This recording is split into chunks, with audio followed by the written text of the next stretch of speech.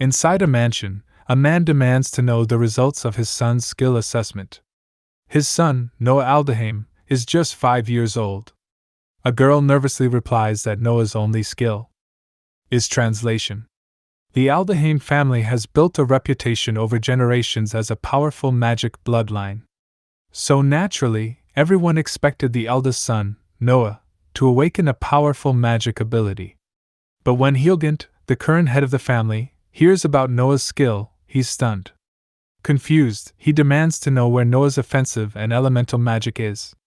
Noah, unaware of what's wrong, innocently asks his father, but Hilgant just mutters his name and suddenly slaps him across the face. Noah crashes on the floor and gets injured. Hilgant calls him a disgrace and accuses him of tarnishing the family's name. Noah pleads, but Hilgant cuts him off, declaring that Noah is no longer his son. He storms out, ignoring the woman who tries to stop him. Noah is left crying and apologizing, not understanding what he did wrong. After that day, everything changes. Even the servants start avoiding him. Following a maid through the mansion, Noah watches her flinch and asks to be excused. He's sure his father told everyone to ignore him. Still, he keeps trying to be the best son he can, hoping for approval, but no one responds. Eventually, he turns to the archives, losing himself in books. Reading becomes his escape. One day, he wonders if his translation skill is what allows him to understand the books. As he scans the bookshelf, he realizes he's already finished everything in the room. Feeling down, he steps outside and sits alone, until something catches his eye. He finds what looks like a stone slab. Back in his room, he tries to decode it but can't understand the writing. Comparing the symbols to his own notes, he finally deciphers a message: "Look at the back." When he does, he realizes he needs to archive this discovery too. A month later, Noah finally cracks the stone's puzzle. He's reorganized all the books just as the instructions said. As soon as he finishes, a strange symbol appears and the bookshelf shifts, revealing a hidden passage. Amazed, Noah steps inside. Lights automatically turn on. He guesses they're powered by magic stones.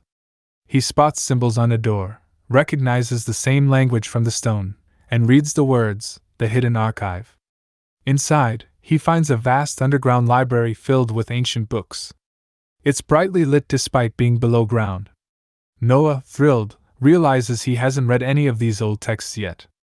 One book catches his eye, placed right in the center. It's titled Introduction to Ancient Magic. The contents are dense and hard to follow, but he decides to take his time with it.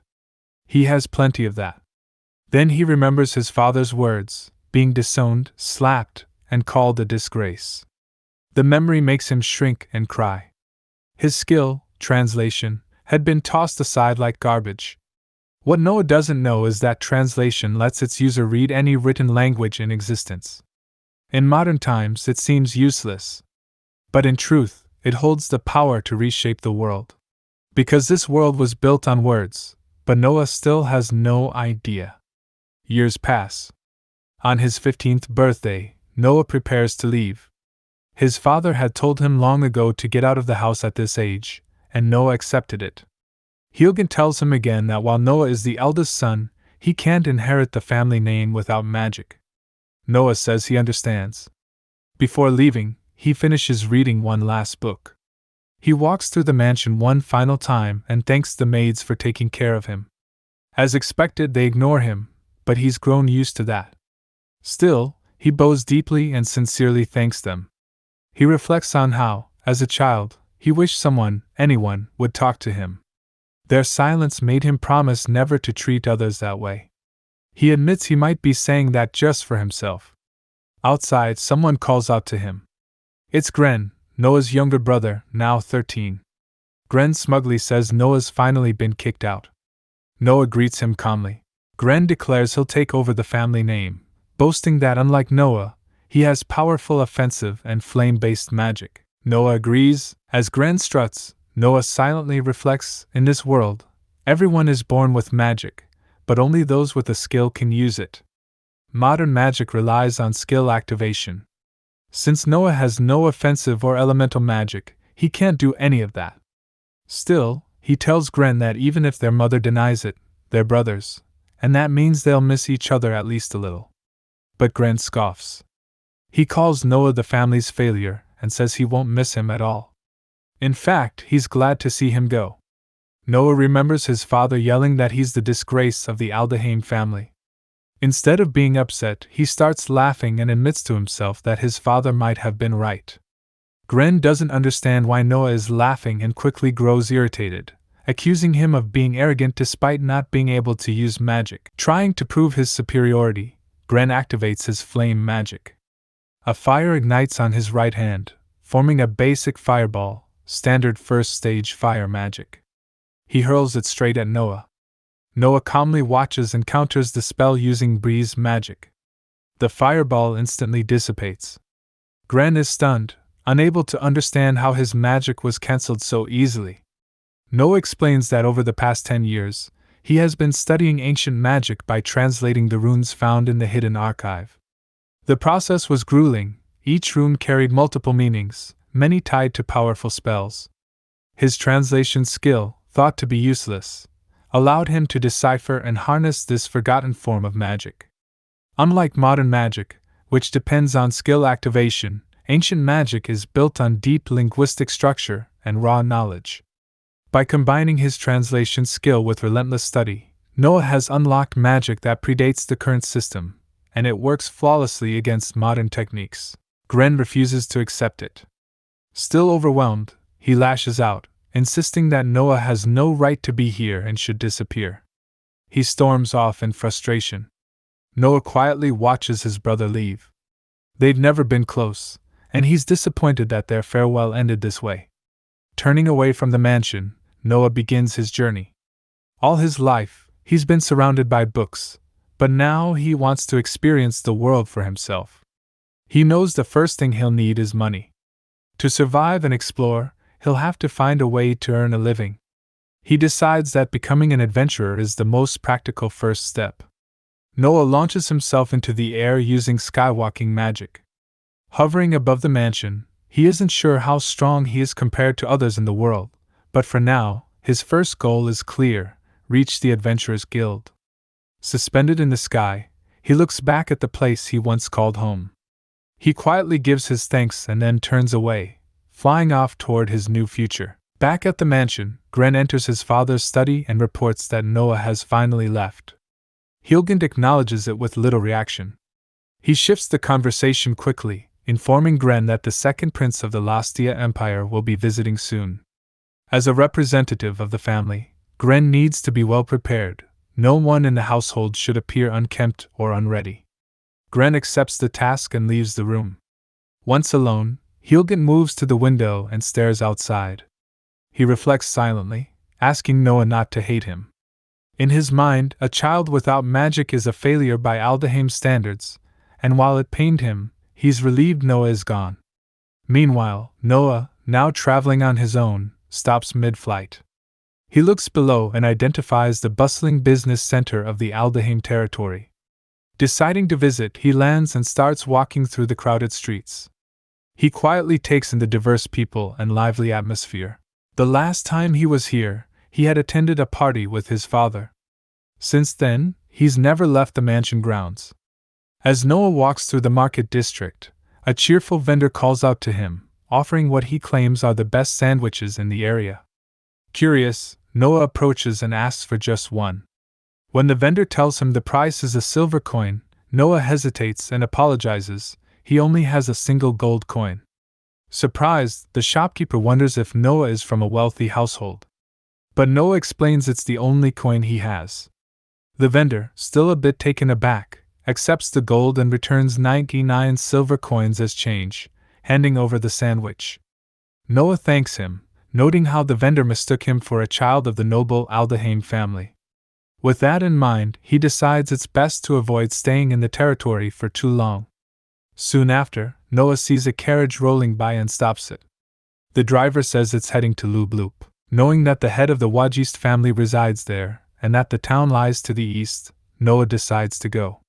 He pays the fare and climbs aboard. It's his first time riding a carriage, and he enjoys the experience. The other passengers eye him with curiosity. Noah introduces himself and says he'll be joining them on the journey. As the carriage moves on, one of the passengers asks about his destination. Noah answers that he's heading to Lubloop to register at the Adventurers Guild, aiming to earn money. The passenger agrees it's a wise choice, mentioning that the town's economy is booming. Noah, expressionless at first, soon lights up and shares what he knows. Lubloop's growth began after they found a way to cultivate previously barren land. His knowledge surprises the man, who remarks that not many people know such details. Noah simply explains that he read it in a book. The man introduces himself as Edgar, and explains that he and his two companions are merchants. One of them asks if Noah is interested in hearing stories. Noah agrees, and the merchant begins to share what he knows. As he listens, Noah realizes that hearing stories directly from people feels very different from reading them in books. There's something more vivid, more real, in the way they're told. For the first time, he feels like he's seeing the world properly, through people, places, and experiences. He's glad he chose to ride this carriage. But the peaceful ride doesn't last.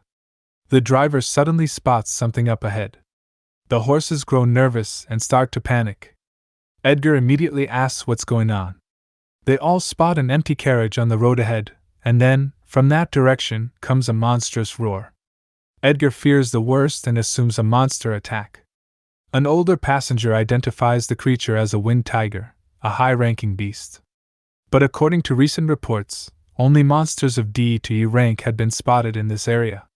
Something is clearly off. Noah takes in the situation, assessing the threat. It's not what anyone expected. Edgar spots a group of knights already engaging the wind tiger. He tells the others they should use the chaos as a chance to escape. Tension builds inside the carriage as the passengers argue, unsure whether to flee or stay. Edgar, aware of the risk, urges them to leave, explaining that staying will only add to the number of casualties. He looks to Noah and hopes he understands. But Noah doesn't plan on running. He tells them he's going to help. All three passengers are stunned. The old man demands to know why he would throw his life away for strangers. But Noah simply thanks him for his concern. He can't watch people die, especially when he knows what it's like to be alone and helpless. Noah leaps from the carriage. As he lands, he thanks them for the journey and urges them to escape safely. The carriage speeds off, leaving him behind.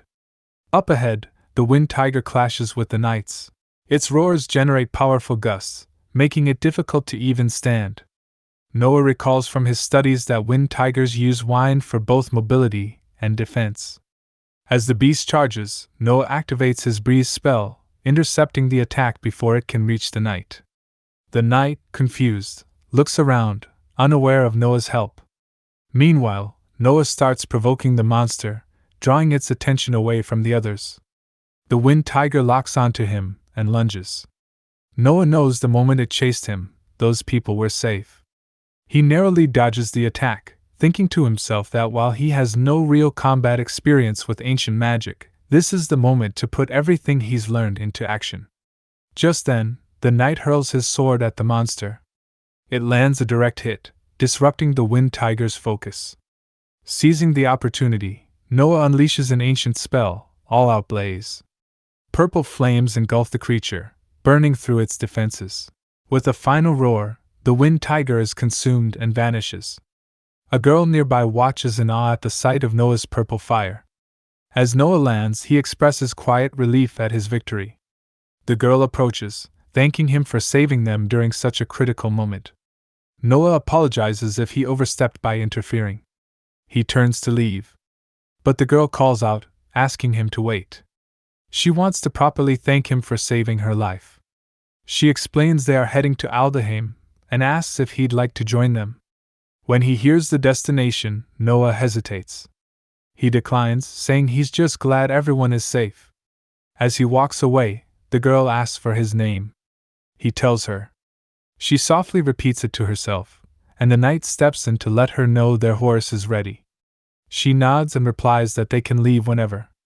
After saying his goodbyes, Noah places his hands together and activates a spell. A magical aura surrounds him, and in an instant, he vanishes using spatial transportation. The girl, confused, calls out to him, but he's already gone. Realizing what happened, she notes that Noah must be a high-class magician. She's left with a strange feeling, thinking she's seen his face somewhere before. Meanwhile, Noah lands safely in a barren landscape. The teleportation takes a heavy toll on his magic reserves, and he acknowledges how demanding the spell truly is. Still, despite the strain, he feels fulfilled.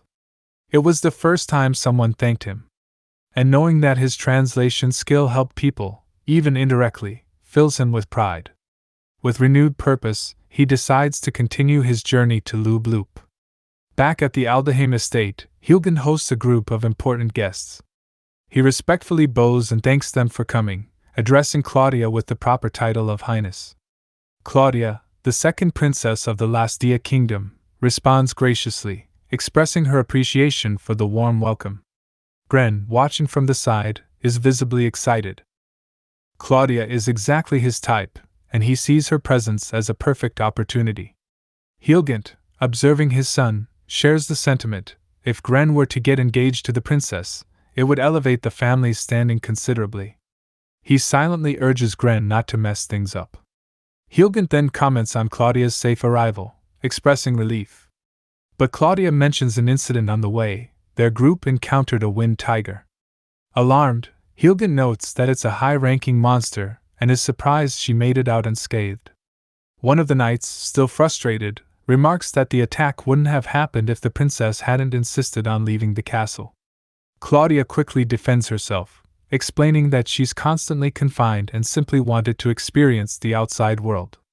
Claudia apologizes for the trouble her actions caused and shares how their group was saved. A magician appeared out of nowhere, wielding purple flames and defeating the wind tiger in a single strike. Hilgent is stunned. Purple flames aren't part of any known magical discipline. He's never encountered such a technique, and given how well-versed he is in identifying high-class magicians, this one seems entirely unfamiliar. Claudia describes the man further. He carried himself with composure and had jet-black hair. She remembers his name, Noah. The name rattles Hilgent. He momentarily wonders if it could be son, but dismisses the idea. As far as he knows, that child was incapable of using any magic at all. He denies recognizing the name. Suspicious, Claudia presses further, asking where the eldest son of the Aldheim family is. Hilgent says nothing. But Claudia recalls seeing Noah at a party hosted by the Aldheim family years ago. Hilgent quickly shuts it down, claiming they have no child named Noah. He insists their eldest son is Gren. Gren steps forward and displays his fire magic to support the claim.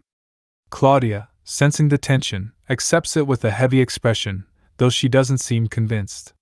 She announces that upon returning to the palace, she plans to conduct further research on the Aldheim family. Hilgent, masking his discomfort, agrees to notify her if anything comes up. Claudia bids them farewell and turns to leave, maintaining her royal composure. But Hilgent is left fuming. He knows that if word gets out that he banished a magically gifted son from the family, his reputation could collapse. After Claudia leaves, the knight apologizes on her behalf, but Hilgent brushes it off. He's already made a decision. Noah must be found and brought back before Claudia uncovers the truth. He orders Gren to look after the estate while he's gone. Gren reacts in shock and protests, worried about losing his chance with Claudia. But Hilgent doesn't care. He's already out the door. Meanwhile, Noah finally arrives at Lubloop in the Wajesti territory. He's awestruck by the grandeur of the Adventurers Guild building. Standing in front of its towering structure, he takes a moment to appreciate the architectural beauty.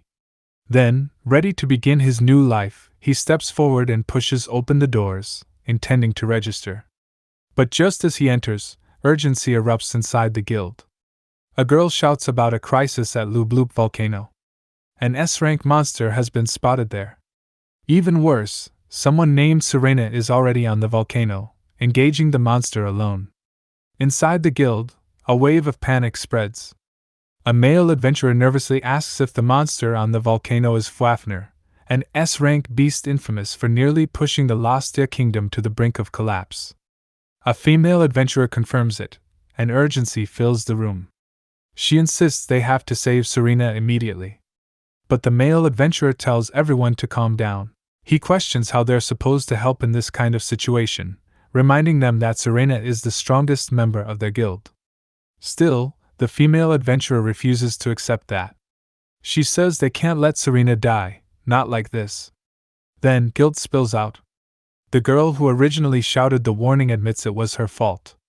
She had told Serena about the monster on the volcano. Everyone falls silent. Noah, listening quietly, pieces things together. Serena must be fighting the S-rank monster alone. He wonders if what they really need is someone to go up there and bring her back safely. So he speaks up, he'll go. The room falls completely silent. Then someone asks for his adventurer rank? Noah answers honestly, he hasn't even registered yet. What follows is immediate dismissal. The adventurers shout over one another, insisting they'll handle it instead. Some say they'll call for the kingdom's strongest mages. Others resign themselves to praying for Serena's survival. Noah says nothing. He understands, they don't trust someone who hasn't even joined the guild. Without a rank, there's no reason for anyone to believe in him. As the arguing continues, Noah turns away. Watching them, he notes how worried they all are. It's clear Serena means a lot to them. If something happens to her, many people here will grieve. He reflects on how Serena is likely battling Fafnir all by herself. He knows his ancient magic worked against the Wind Tiger, and he's confident it can work against this monster too. His mind made up, Noah activates his teleportation magic and vanishes. At the Lubloop volcano, lava spews from its crater. The air is thick with heat and ash. On a narrow ledge, Serena stands alone, drenched in sweat, locked in a battle against the towering S-rank monster. On the edge of the volcano, Serena struggles to hold her ground. She can't believe how powerful the monster is. Towering above her, the S-rank beast Fafnir unleashes a roar that shakes the cliffs and sends a wave of intimidation through her. Suddenly, it opens its mouth and fires a massive energy attack directly at her. Overwhelmed, Serena wonders how she's supposed to defeat something that far outclasses her. But just as the attack is about to land, Noah appears and deflects the blast with a burst of ancient magic. Serena stares at him, speechless. Noah, standing calmly in front of her, asks if she's Serena. Still processing what just happened, she says nothing. But there's no time for introductions. Fafnir charges another attack. A beam erupts from its mouth. Noah raises a magical barrier just in time. The beam slams into it, nearly breaking through. Flames erupt around them as the ground trembles. Noah notes that this level of destruction is exactly what he expected from an S-rank monster. He tells Serena he got there through teleportation and warns her that if the battle drags on, the entire volcano might collapse. Serena, still confused, demands to know what just happened and who this stranger even is. Noah calmly introduces himself and says he's an aspiring adventurer. The word aspiring catches Serena off guard. She questions how someone who hasn't even joined a guild plans to fight a monster like this. But Noah doesn't answer, he just begins preparing another spell. He launches a concentrated beam of magic at Fafnir. It hits, sending the monster flying, but Noah already knows it's not enough. Unlike the Wind Tiger, this beast won't go down easily. From behind, a voice calls him insane. Noah assumes it's Serena and replies playfully, saying it's rude to say that. But Serena denies speaking. That's when Noah hears the voice again, one that isn't hers. It's curious about the strange magic he's using. Noah turns to Fafnir, now standing upright, and realizes the monster is speaking telepathically. Fafnir laughs and finds the situation amusing. Since the moment he awakened and broke his seal, he's been attacked non-stop. Now, he wants to know if this human is communicating with him through the mind. Noah, stunned, confirms that he hears the voice in his head too. He apologizes for attacking without warning and insists he has nothing against Fafnir personally. Fafnir, clearly amused, asks why Noah is saying that now. Fafnir repeats that he will never trust a human, blaming them for sealing him away. But Noah insists he's wrong. The girl Fafnir attacked wasn't a threat, she was just there, doing nothing harmful. Noah only arrived to help, and he promises he has no intention of hurting Fafnir any further. Fafnir pauses and asks if Noah really means that. Before anything else can happen, Serena yells out. She demands to know if Noah was just talking with the monster. She admits she couldn't understand a word and asks if Noah was speaking some kind of monster language. Noah suddenly realizes he had been using the ancient language he learned as a child without noticing. He recalls reading that many monsters communicate through it. Fafnir hears this and agrees. He's been sealed away for so long that it makes sense the language has changed. Noah is relieved to see Fafnir so reasonable, and says he's glad the dragon is understanding. Fafnir casually adds that, despite appearances, he's actually a herbivore. To show trust, Noah gently holds Fafnir's mouth shut and tells Serena there's no danger. Fafnir is calm and non-aggressive. Fafnir leans toward Serena, but she hesitates. Even if he means no harm, she says the lost their kingdom won't let a monster like him roam free. Noah agrees and warns Fafnir that if he's discovered, people will come for him.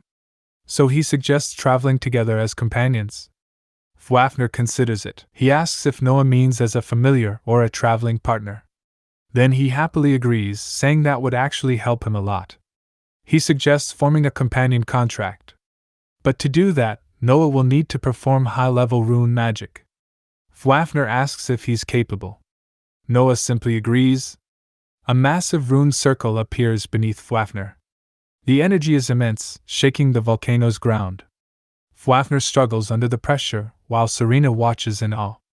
A thick cloud of dust rises, making it hard to see.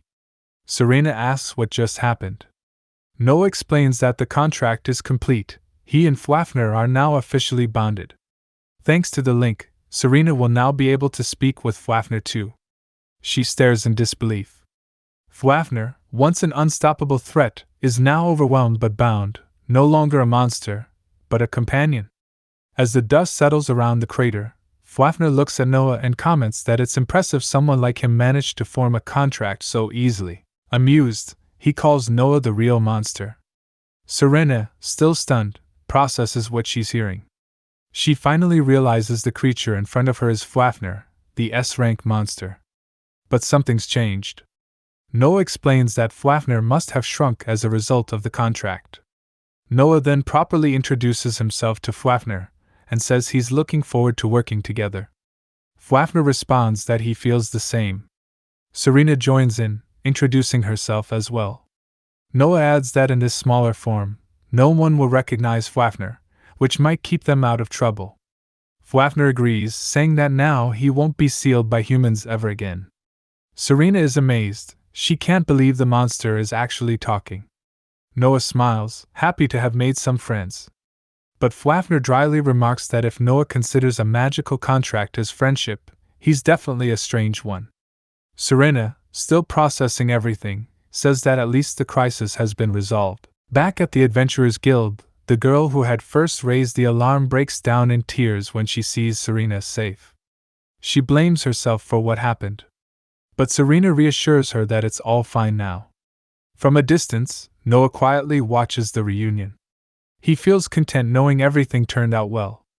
Later, outside the guild, Serena tells Noah she reported to the guild that she never saw Fafnir, keeping his identity secret. Noah thanks her, calling her a lifesaver. Fafnir also expresses his gratitude. Serena then asks where they plan to stay that night. Noah admits he doesn't have much money and suggests camping outdoors. Fafnir casually says he doesn't mind. Hearing that, Serena offers them a place at her home. Noah reacts awkwardly at first, but Serena quickly clarifies that it's not meant in a strange way. She's just genuinely thankful he saved her life. Noah asks if she's sure. Serena assures him it's no problem and even promises to cook dinner, mentioning she's actually pretty good at it. Later that evening, the three of them sit down for dinner at Serena's house, an unlikely group brought together by crisis, now sharing a meal like old friends.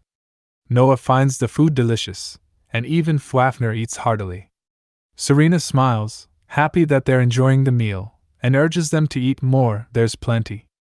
Noah thanks her politely. Serena comments on how surprised she was when Noah suddenly appeared at the volcano and launched Fafnir into the air. Noah explains that he used ancient magic. But Serena admits she's never been particularly interested in magic. Shifting the topic, she asks if Noah still plans to become an adventurer. When he says yes, she offers to take him to the guild first thing in the morning. Since she's his senior, she promises to guide him through the process. Noah thanks her again, but she tells him to relax and speak casually, like he would with a friend. Noah tenses up at the idea but humbly agrees. Serena says that's better. The next morning, at the Adventurers Guild, the receptionist gives Noah a form and asks him to fill in his information. He returns it shortly after. She then notices the small creature on his back and asks if it's his companion. Fafnir stares at her silently, and Noah quickly hands him a collar belt, asking him to wear it. Fafnir questions what it is, and Noah explains that it's an identification item. Once he wears it, the town will officially recognize him as a companion, allowing him to move around freely. Fafnir puts it on and says it fits perfectly. The receptionist compliments the look. Noah then whispers to Fafnir that he's embedded rune magic into the collar. It will automatically expand if Fafnir ever returns to his true form. The receptionist thanks Noah for waiting and asks him to head into a separate room, where his abilities will be assessed. Hearing this, Noah stiffens up. Fafnir notices the change in his energy and asks what's wrong. Noah replies that he just doesn't have many good memories when it comes to ability tests. With quiet resolve, Noah steps into the evaluation room. Inside, a man greets him warmly. He introduces himself as Carl, the guild's ability assessment supervisor. Noah introduces himself in return. Carl activates a spell that lights up a crystal ball placed in front of them. As the magic flows, the ball glows brightly. Carl examines it and immediately identifies Noah's skill, translation. Noah braces himself, worried how this will be received. But to his surprise, Carl reacts positively. He says it's an extremely rare talent. Both Noah and Fafnir are confused by Carl's reaction. Carl admits that in his 10 years of working at the guild, he's never once encountered someone with the translation skill. While it's certainly rare, he explains, it doesn't align well with typical adventuring work. Carl kindly offers to help Noah find alternative jobs if he prefers something safer. But Noah says it's fine, he'll continue on the adventurer path. Carl warns him again that being an adventurer is dangerous and urges him to stay cautious. Still, he finishes on a cheerful note, telling Noah he's looking forward to seeing what he can do. With that, the session ends. Outside the testing room, Noah shares the news with Serena, telling her that Carl confirmed his skill is rare. Fafnir agrees and adds that Carl seemed like a good person, and of course Noah's skill is rare.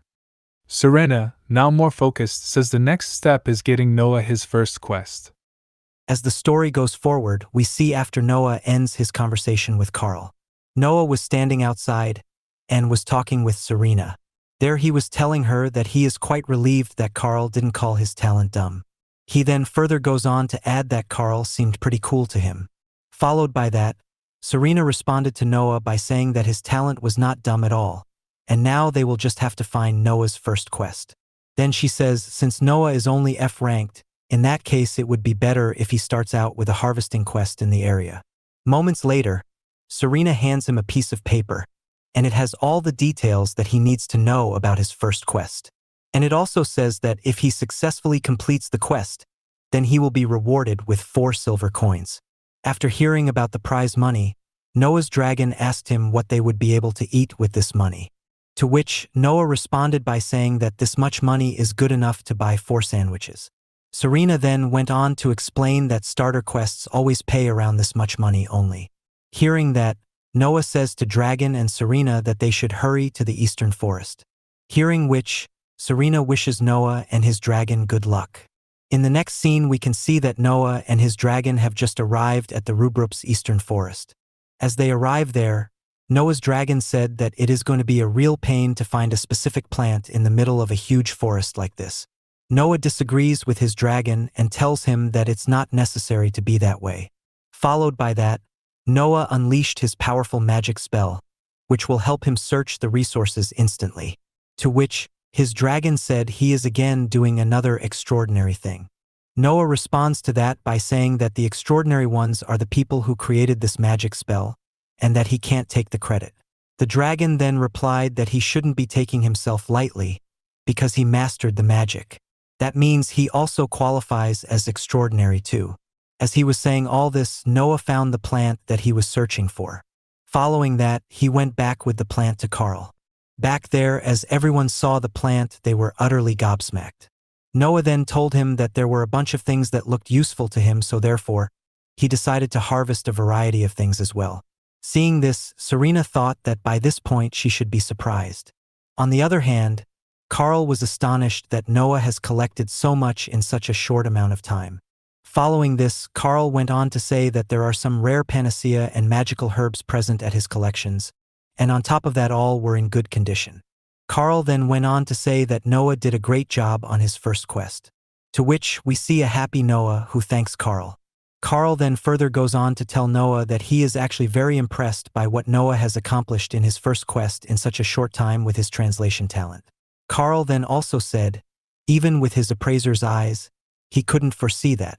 Hearing what Noah said, he still has a long way to go. To which Carl told him, usually it takes a rookie adventurer half a day to collect only one medicine herb, but he did it effortlessly. Followed by that, Carl asks Noah if he has decided about his next quest. In response, Noah said not yet.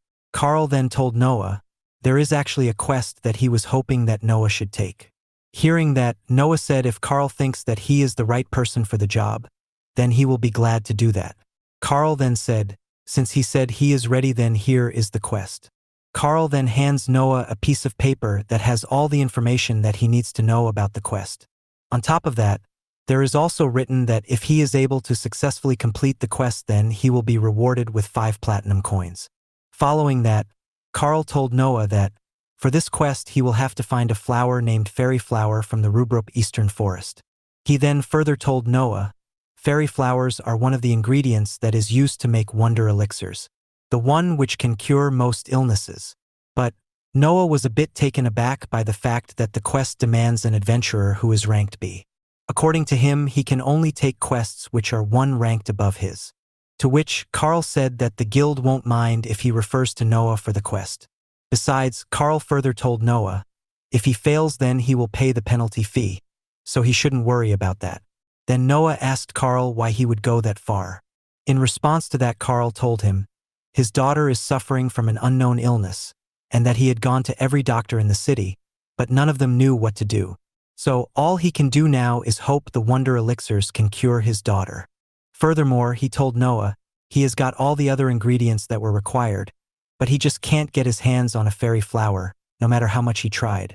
There we get to learn that these flowers are so rare that one can only find a few in any given year. But, according to him, he is not fortunate enough to find one as of now.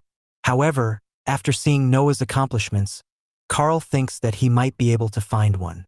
Following that, he says, as he can see, that he is the Clint for this quest, so he asked Noah to help him. Noah then agreed to take the quest, and Carl thanked him. Noah's dragon, on the other hand, asked him that can't he just heal her with his archaic magic. To which Noah told his dragon that illnesses are more in the realm of medicine, not magic. But then again he said that it doesn't mean that illnesses can't be cured by archaic magic. Noah then turns around and asks Carl if it will be possible to meet Carl's daughter for him. In response to that, Carl says sure. Following that, Carl told him that after he is done with today's work, he will take Noah to his home today. Then all of a sudden, a guy came in the room slamming the door and told Carl that his daughter is in bad condition. By hearing that from the guy, Noah, his dragon alongside Carl, was absolutely stunned to say the least, and they do know what to do or say at that point of time. Therefore, all of them rush towards Carl's house to see his daughter as quickly as possible. Following that, we see Carl slam the door and go into his house. Then, he quickly asks his wife what happened to his daughter Carla. To which, his wife told him that she suddenly collapsed and won't wake up.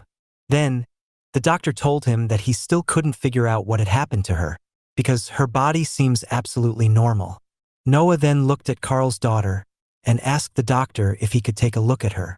Hearing that, the doctor asked him what he was trying to do, and that can't he see that this was an emergency. Therefore, he asked him to stay out of this matter. But Noah, on the other hand, told him that this girl was suffering from mana meridian sclerosis. He then further goes on to explain that this is a disease that causes abnormality in the meridians through which mana possess, preventing it from getting normal.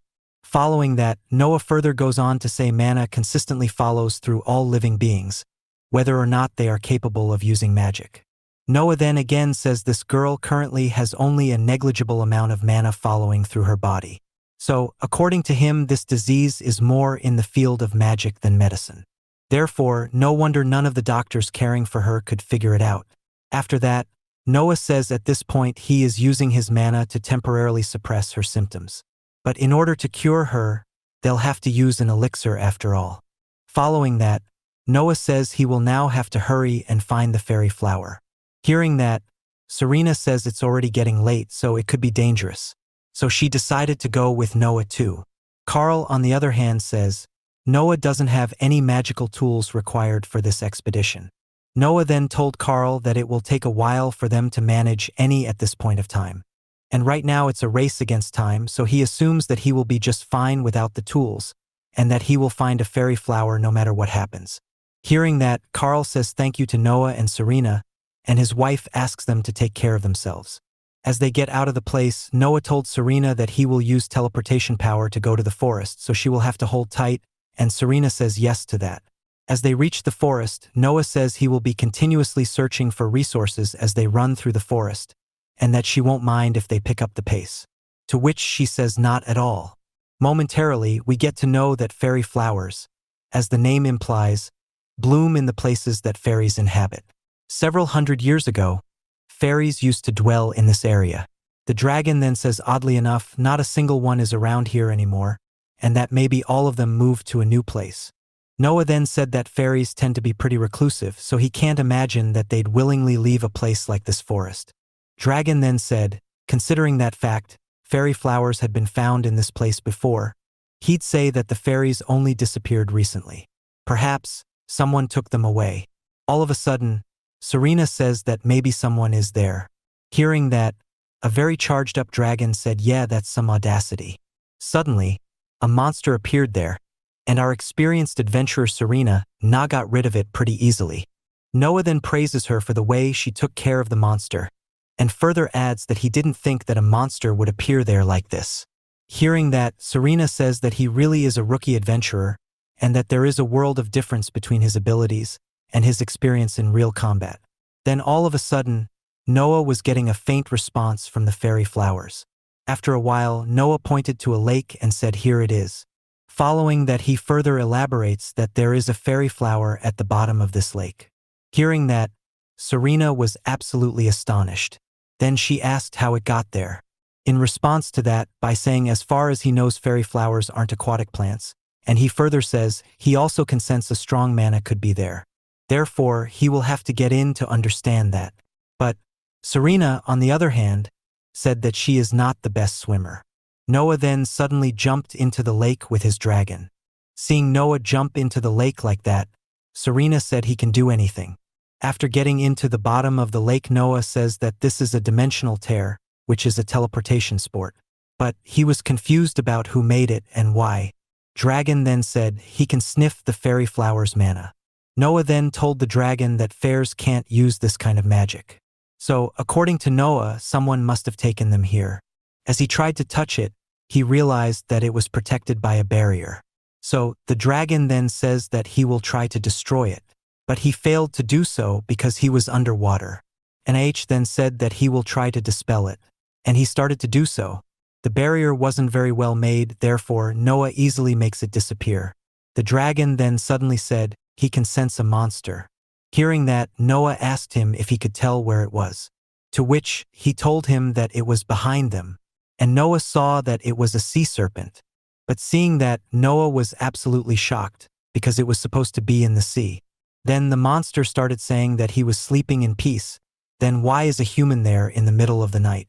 Noah, with his translation power, understood what he was saying. The monster again said he will have to deal with him now, otherwise the sprite of darkness will beat him. Hearing that, Noah asked who is the sprite of darkness. To which the monster lets Noah know that he himself doesn't know who he is, and that all he knows is that he is a damn scary guy. One day, he suddenly dragged the monster out of the sea. Noah then smiled and thanked him for giving him all this information. The sea monster was absolutely stunned that a human was speaking to him. Noah then told him that this was all because of his translation power. Noah further goes on to say that he would like to avoid any kind of unnecessary conflicts, and if he could pretend that he hasn't seen them, then it'll be great. In response to that, the monster laughed at him and said that he would rather eat them instead. Hearing that, Fafnir said the monster is even more hot-blooded than he is. Then he started to attack Noah and Fafnir. Realizing that, Fafnir asked Noah to go ahead, and that he will take care of this monster alone.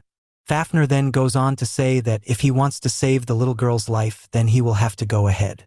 Noah then thanked Fafnir and went ahead, in search of the fairy flower. Noah then went into the barrier, and the dragon Fafnir was fighting with the monster. After a while, Noah went into an unknown place, and thought where he was, and he was stunned to see that it was daytime there. Then, he realized that place was made out of magic, so the time difference was irrelevant in the first place. Then Noah saw a girl who was shivering in pain. Noah put his healing spell in her, and she recovered. After that she thanked Noah. Noah then told him his name, and said that he is a rookie adventurer. Moments later, Noah asked the girl if she was a fairy, to which she said she was indeed going, and in return she asked Noah if he was a human or not. Noah then told her that he understood her language because of his translation power. The fairy then told Noah that in the past the fairies used to live in the Ruberup forest. But then one day an evil spirit of darkness came to the forest, and captured all of the fairies, and locked them up here. So now everyone except her was imprisoned in a big tree. Hearing that, Noah asked her, why did the sprite of darkness capture them? To which she answered that she doesn't know. She then asked Noah why he came to this place. To which Noah replied that he needs a fairy flower in order to heal a girl. Hearing that, the fairy said there should be some fairy flowers growing here. But then Noah saw all the other fairies imprisoned in a cell on top of a gigantic tree. As Noah tries to get a little closer to the captured fairies, the other fairy stops him and tells him that he will be attacked if he went a little closer to them. Then the fairy showed Noah the guardian golem and told him that the sprite of darkness isn't here at this time. So that golem is protecting the area on behalf of him. Noah then said that it seems to him that he will have to defeat this golem first, whether he has to save the fairies or pick the flowers. Noah then looked at the fairy and told her not to worry, and that he will save all of her friends, and then ask her to hide in a safe place for a while. She agreed and asked Noah to be careful. Noah thought the way to defeat this golem is to overwrite the archaic runes engraving into its chest. In order to do that, he is going to have to damage it and prevent it from moving for a short while. As he was thinking all this, the golem saw Noah and was coming to get him, and it was stepping on the fairy flowers. Seeing this, Noah felt really bad for the flowers. As he was thinking that, the golem came and threw Noah miles away. Seeing that, the fairy got really scared, and she started shouting for Noah's well-being. As Noah was falling on the ground, he was thinking that it is a good thing that his robe was protected. But if he takes another fall like this, he will be in trouble. Noah then rushes towards him and thinks he can't let the fairy flowers get crushed in the crossfire like this. So he then uses the ultimate raging blaze. But it doesn't have any effect on the golem. Therefore, in that case, Noah decided to use the mana shockwaves, but this also doesn't make any difference. And now it was the golem's turn to pay him back.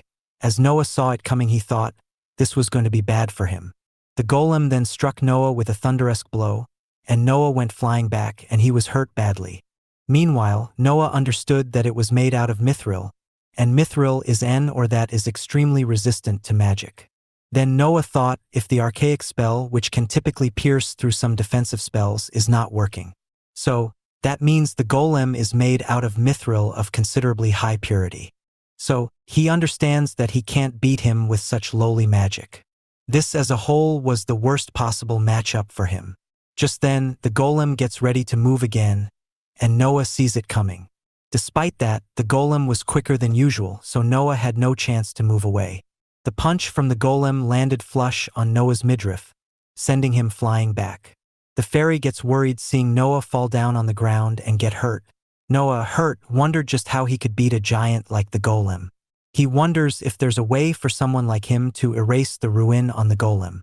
But he quickly realizes that he can't because the ruin has a barrier blocking it. He realizes that if he doesn't defeat the golem, he won't be able to get out of this place. He wouldn't be able to save the fairies and get the flowers to Carl. Noah thinks about how if he had a better and more combat-suited skill set, he would have stood a great chance against opponents who resisted magic. However, he only has the skill of translation and can use archaic magic. That being said, he knows that there's no way out, so he decides to man up and fight the golem with the archaic magic that he has. He quickly forms a triple circle and uses a blazing fire move to attack the golem. He mixes up the setting of the circles to catch the golem off guard. He wants to breach through it no matter what. Noah knows that he needs to understand the ruins better. He needs to make a deep dive into the realm of ruins. A dive deeper than ever. He was hell-bent on getting things done. He wanted to get the flower for Carla, as he didn't want to lose her. However, as he was doing so, little by little, his head started feeling dizzy. This caused Noah to stop his magic spell, as he understood that his body was weakening, and his head was spinning. The golem had suddenly gotten stronger. Its body suddenly cracked up and started resembling that of a strong bodybuilder. This shocked the fairy who was watching, and Noah, who was bleeding from his nose, realized that he was losing consciousness. Suddenly, Noah hears a sound. It was the sound of pages turning. He subsequently sees a large book in front of him. The ruins in the book were extremely complex to read. Noah tries to decipher it and understands that the book had information about the golem, how its body is formed of mithril, and how it uses a dark defensive barrier spell. This confuses Noah, as he doesn't understand why the book had information about the golem. Moreover, the book projected an insane amount of mana. It was as if the book itself was a paragon of archaic magic. This made Noah realize that if it is an archaic magic product, he could possibly use his skills to alter the effect of mithril. So, he uses his skills to make it so that mithril is no longer resistant to magic. After he is done rewriting the spell with his magic, the book closes and Noah gets to know that the book is called the Book of the World. Suddenly, Noah comes back to consciousness from the fairy's pestering. The fairy, beat up, says that it can no longer hold on. Noah realizes that the fairy had been protecting him while he was unconscious and thanks it for the help. The fairy says that is not an issue. The bigger problem is that the golem is still after them. Noah understands the situation he is in and decides to do something about it. However, he doesn't have a lot of magic left in him, and his best shot didn't even leave a scratch on the golem's body. This is when he is reminded of the book he saw. He wonders if the book he saw back then was a mere dream. He uses telepathy to tell the fairy all about his experience with the Book of the World. The fairy isn't so sure about something like that existing. Noah ponders if such a book could actually work its magic. However, he quickly brushes that sentiment off, as such a thing is too ridiculous to exist. The laws of the nature isn't something that can be changed so easily. That being said, Noah has no other chance but to back himself. He has to trust the Book of the World. So, Noah decides to use his magic to make another ultimate fire blaze attack. This time, he hopes that the attack at least manages to break through the defensive barrier. He hits the chest of the golem where the chest ruins were placed. Noah hoped wholeheartedly for the attack to leave some damage. And his prayers come into fruition almost immediately. The attack not only damages the golem, but destroyed its chest open. Soon after, the entire golem started dissolving into thousands of pieces. Noah stood there as the victor, while the fairy cheered him on for his unwavering braveness. That being said, Noah was more concerned about what the Book of the World stands for. Continuing on, Noah sees that the golem guardian had disintegrated into many parts after what happened. Thanks to that, the place was filled with mithril rocks everywhere. This made him wonder just why did the Book of the World allow him to use such powers, but he decides not to dwell on it for too long, as he does have other things to do as well. He decides to store all the valuable mithril rocks in his inventory bag, and following that, he moves onto the caged fairies and frees them from the cage. The fairies couldn't be more happier thanks to this, and they were thanking Noah for the help. One of the fairies showed some hesitance as Noah is a human being, and she doesn't like humans, but her partners tell her that Noah is in fact a really nice person. With the base work done, Noah notices that a new portal has opened up around the tree, and guesses that this might be the portal that would allow them to go back to their dimension. Before doing that though, Noah needs to complete the mission to find fairy flowers, which would help heal Carla. He goes to work, but unfortunately the flower he finds ends up being broken. Noah realizes that the sheer magnitude of his fight with the Golem Guardian had caused a big scene and damaged a lot of things. He keeps looking for the flowers, but no matter which one he finds, they end up being broken or damaged beyond use. Eventually, Noah loses hope, as no working flower remained there. This frustrates him, as he wonders just what was his reason for coming here anyway if he now has to go back and not be able to save Carla. The fairies feel for Noah and his frustration. Meanwhile, the scene changes to where Serena is located. There, she had already taken out a dangerous monster with the help of Fafnir, Noah's dragon. Fafnir mentions how that monster was a sea serpent. Serena adds that it was an extremely tough opponent. Fafnir says that the sea serpent probably got a boost from the dark spirits that are around the area. This made Serena worry, as she says that she hopes Noah is fine. Fafnir mentions how the portal has closed after Noah entered, so they cannot really go inside to help him in case he needed it. Just then, Noah appears behind them and surprises them. Serena is glad to see Noah is safe. Noah says that he had a tough time inside, but Fafnir and Serena say that they already knew that Noah would make it back. Noah says he had gotten back from the portal that had formed recently, and Serena asks Noah if he had managed to get back the flower they were looking for. Upset, Noah reveals that he didn't find one, making Serena worry. However, Noah tells her not to, as he has a different plan in mind. He asks Fafnir, the dragon, for a little bit of help. He asks the dragon to carry him and Serena on its back to the Ruber Roop. Fafnir agrees and takes them on. Noah apologizes for making it work, as he mentions how he is too tired to use mana to make a teleportation now. Following this, Serena and Noah ride atop of Fafnir's back in the air. Serena can't help but feel a bit afraid while they are up there. Fafnir asks Noah if it is fine for them to go back without the fairy flowers. Noah, quite confident now, says that it is indeed fine, and that he has an alternative. Following this, Noah speaks a foreign language, telling someone to come out now, as he assures them that Fafnir is a good dragon. He also asks the person for a favor. Fafnir is confused by this, as he didn't know who Noah was talking to, and what peculiar language he was even using. The scene changes to Carl's household, where Carla was on a bed, flanked by her parents.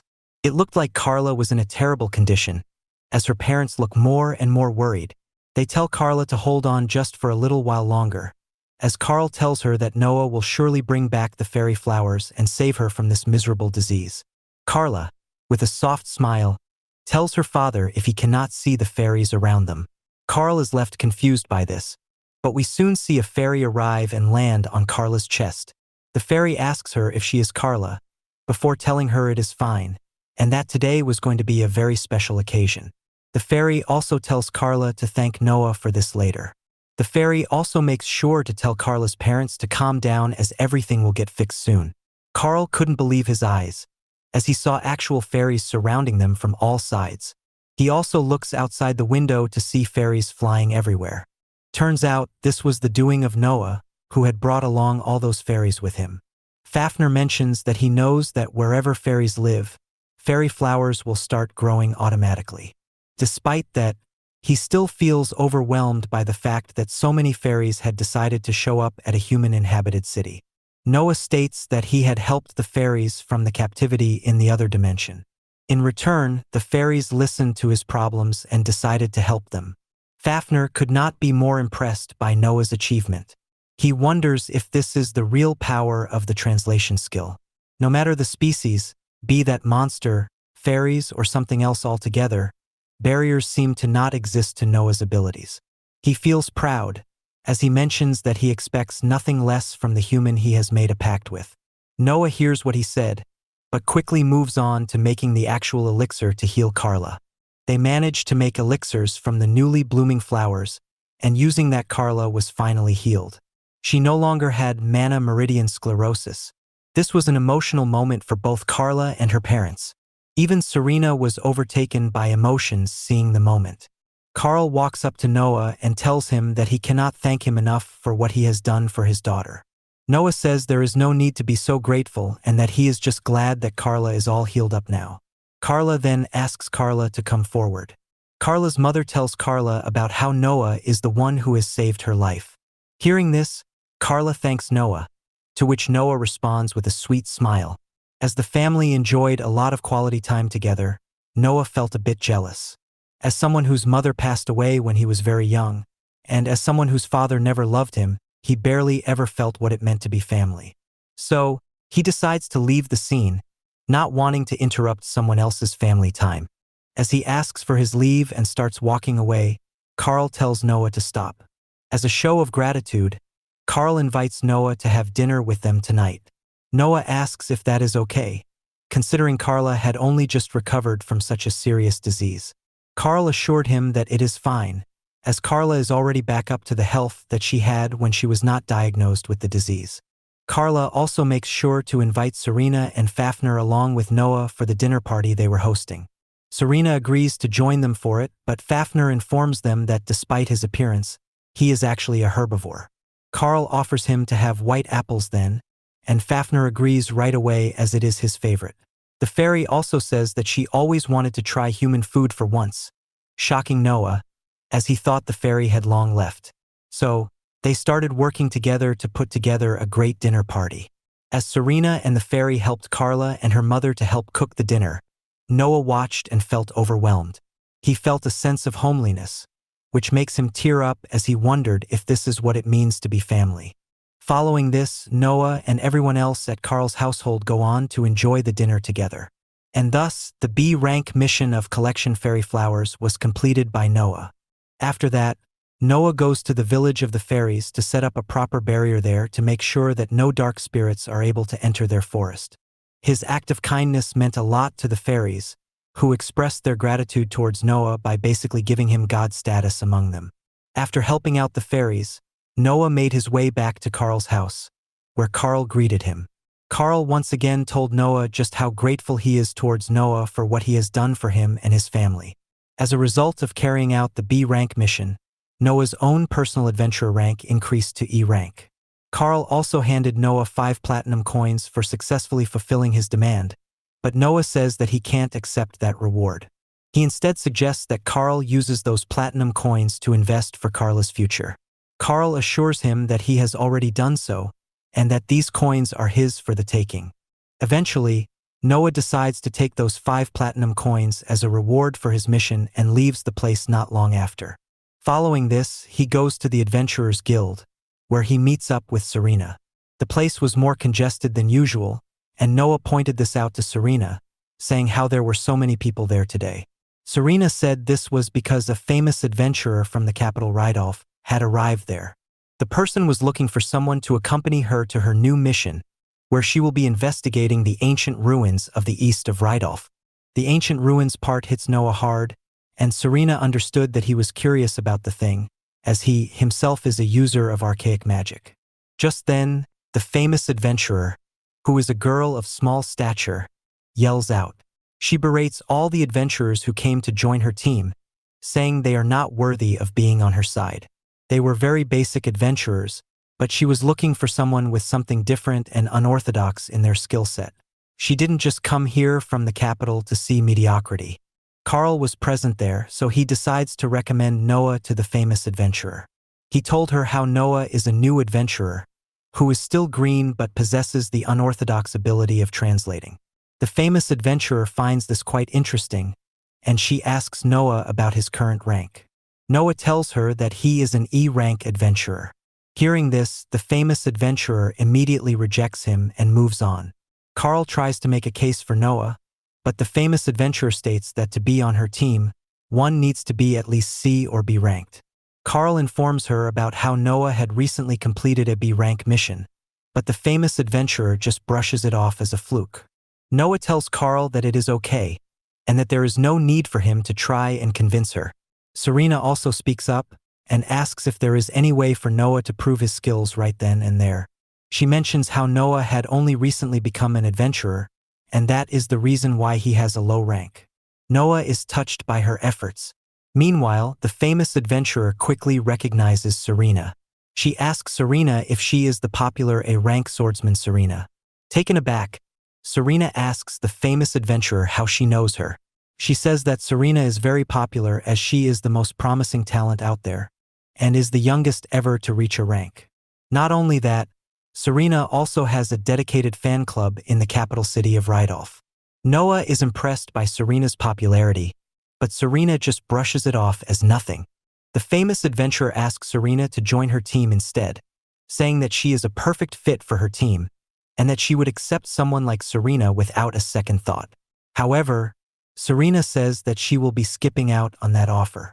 She does not have any intention of leaving Ruber Roop. Besides, she does not have any interest in ruins either, so Noah is far more suited to be on the team than her.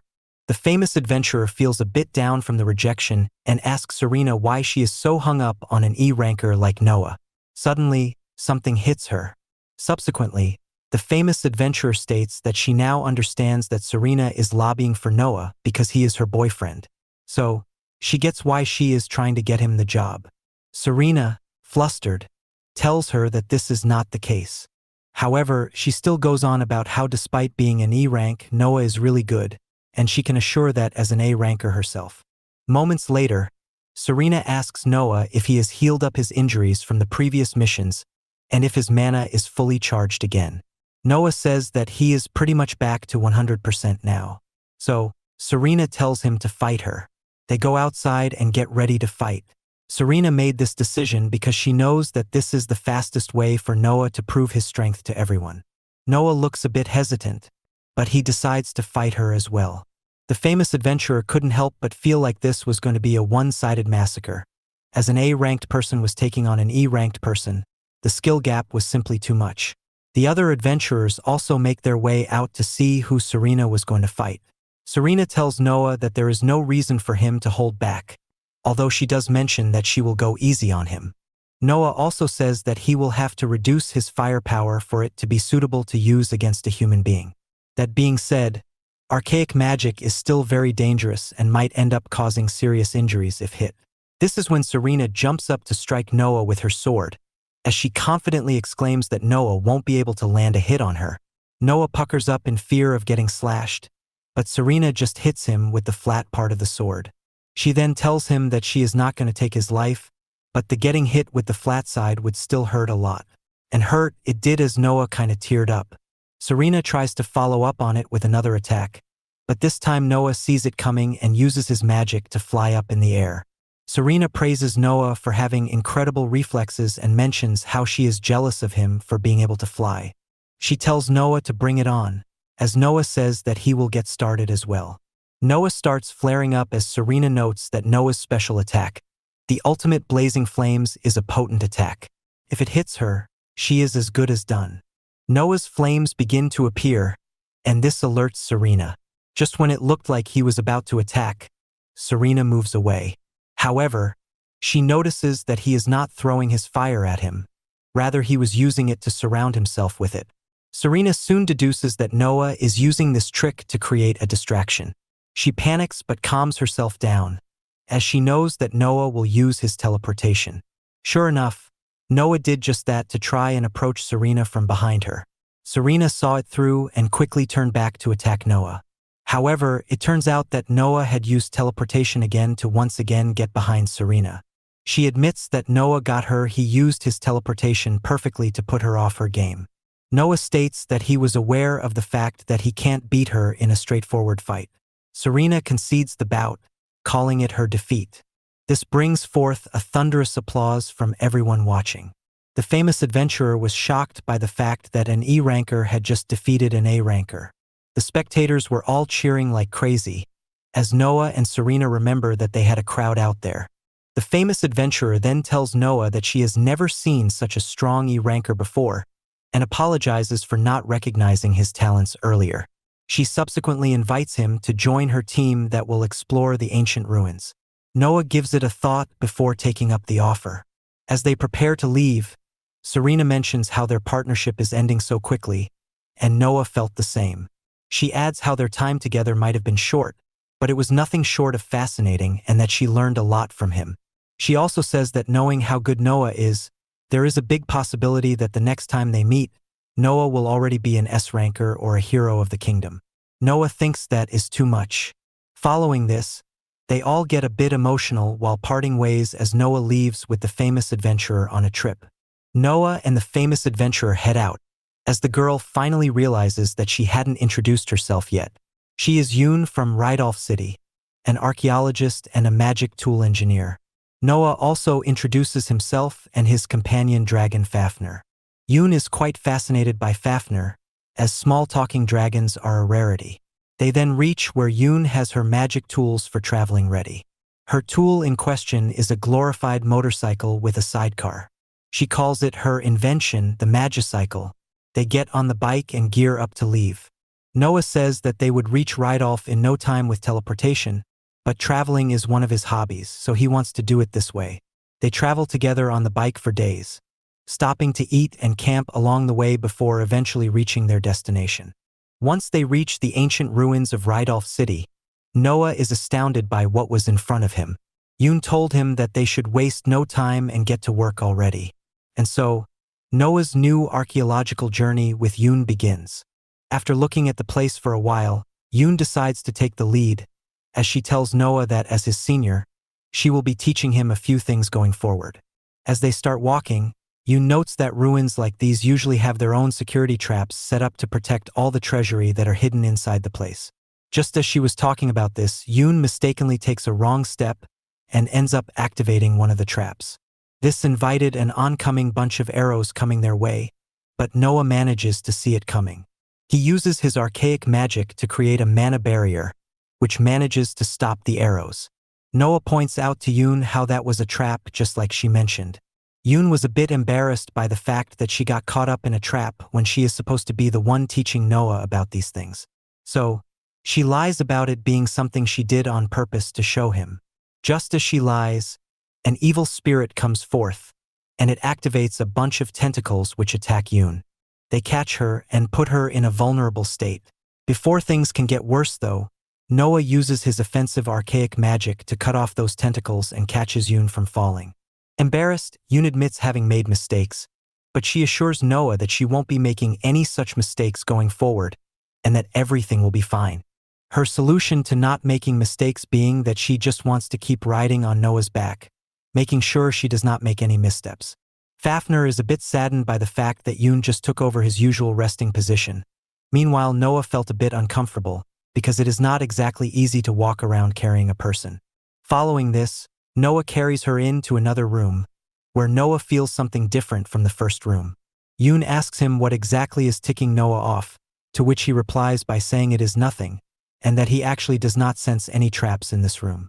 Instead, what makes Noah curious is the cryptic writing on the wall, which is written in quite a unique scripture. Yoon is also curious about it, and asks Noah if he can use his archaic magic ability to translate this and read it out for them. Noah decides to give it a try. As he manages to do so, he finds out that the message there is not something serious at all. Instead, it turns out to be a father grieving about his daughter already being of age, but not being interested in the art of magic as he had hoped her to be. Yoon is confused by what that message means. Noah says that it seems to be the writing of an ancient person. Noah then continues on to read the next message, which had a date written on it. It was written on a particular time during the year of Rune. It was a sunny day and the weather was quite good, which is why the father thought it was the perfect time to teach his daughter some special magic skills. Yoon is captivated by the year of Rune's part, as she had never heard about the existence of any such calendar before. She mentions how they are currently living in year 779 of the modern era, meaning that this calendar style must have been used before they were keeping track of time. This means that the writing here must be, at the very least, 779 years old. This was quite an impressive discovery. Noah then looked to his side and sees another text written there, this one a bit more serious than the others. It talked about how the person who wrote this was hoping for the good days to continue and for his life to keep passing without a hitch. But it seemed like that was not a possibility after all. So the person there wanted to defeat the Phantasma Turtle and see it for himself. Noah was curious about what this meant and what exactly was a Phantasma Turtle. However, Yoon was more interested in going ahead and exploring the rest of the ruin, as she wanted to find the supposed treasure hidden there. Noah takes her order and moves forward as requested, but as they make it to the next room, they see that they have reached the end of the road. This was a bummer for all of them, as the tour ended up being for nothing of substance. Even Fafnir was underwhelmed by how short this ruin exploration even was. Yoon finally came down from Noah's back and tells him that there is something he would like to teach him as his senior. She states that a vast majority of the ruin exploration trips end up being in vain. However, they can at least go around and read all the texts that are left in the area, so she tells Noah to do so. They then see that there was a text right in front of them, so she tells Noah to read it. The text was asking for them to hold up a book. Hearing this, Yoon wondered if any book would do the trick, so she brings out her own book and puts it forward. Noah questioned what the book was about, to which Yoon mentions that it is her personal notebook where she notes everything from her research to her usual girly thoughts. However, it seemed like this book wouldn't do the trick, as nothing had happened by now. Noah realizes that he should try and open up the book of the world. He tries to do so, but he had no real hope, as he had tried to open the book several times after that day, never once succeeding in his attempts though. However, this turned out to be a different situation, and the book of the world actually ended up showing up in front of him. Noah was glad to see that happening, and decides to get to work with it. He starts reading the book and finds out that the book now has information about the ruin. It has information on the infrastructure of the place, the traps that are included there and how they can be disabled, and most importantly, there is a map of the place. Noah takes a look at the map to see that the place has a secret basement beyond the end that they have currently met.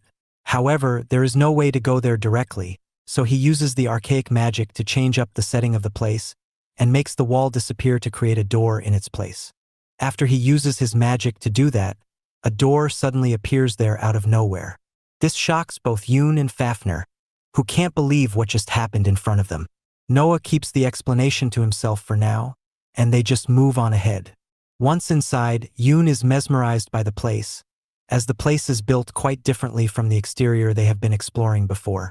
She notes how the walls were created from a peculiar type of metal.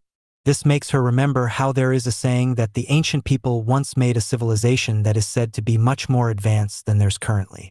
This really makes her happy, as this is a huge discovery, as she dubs their triumph as the biggest one of the century.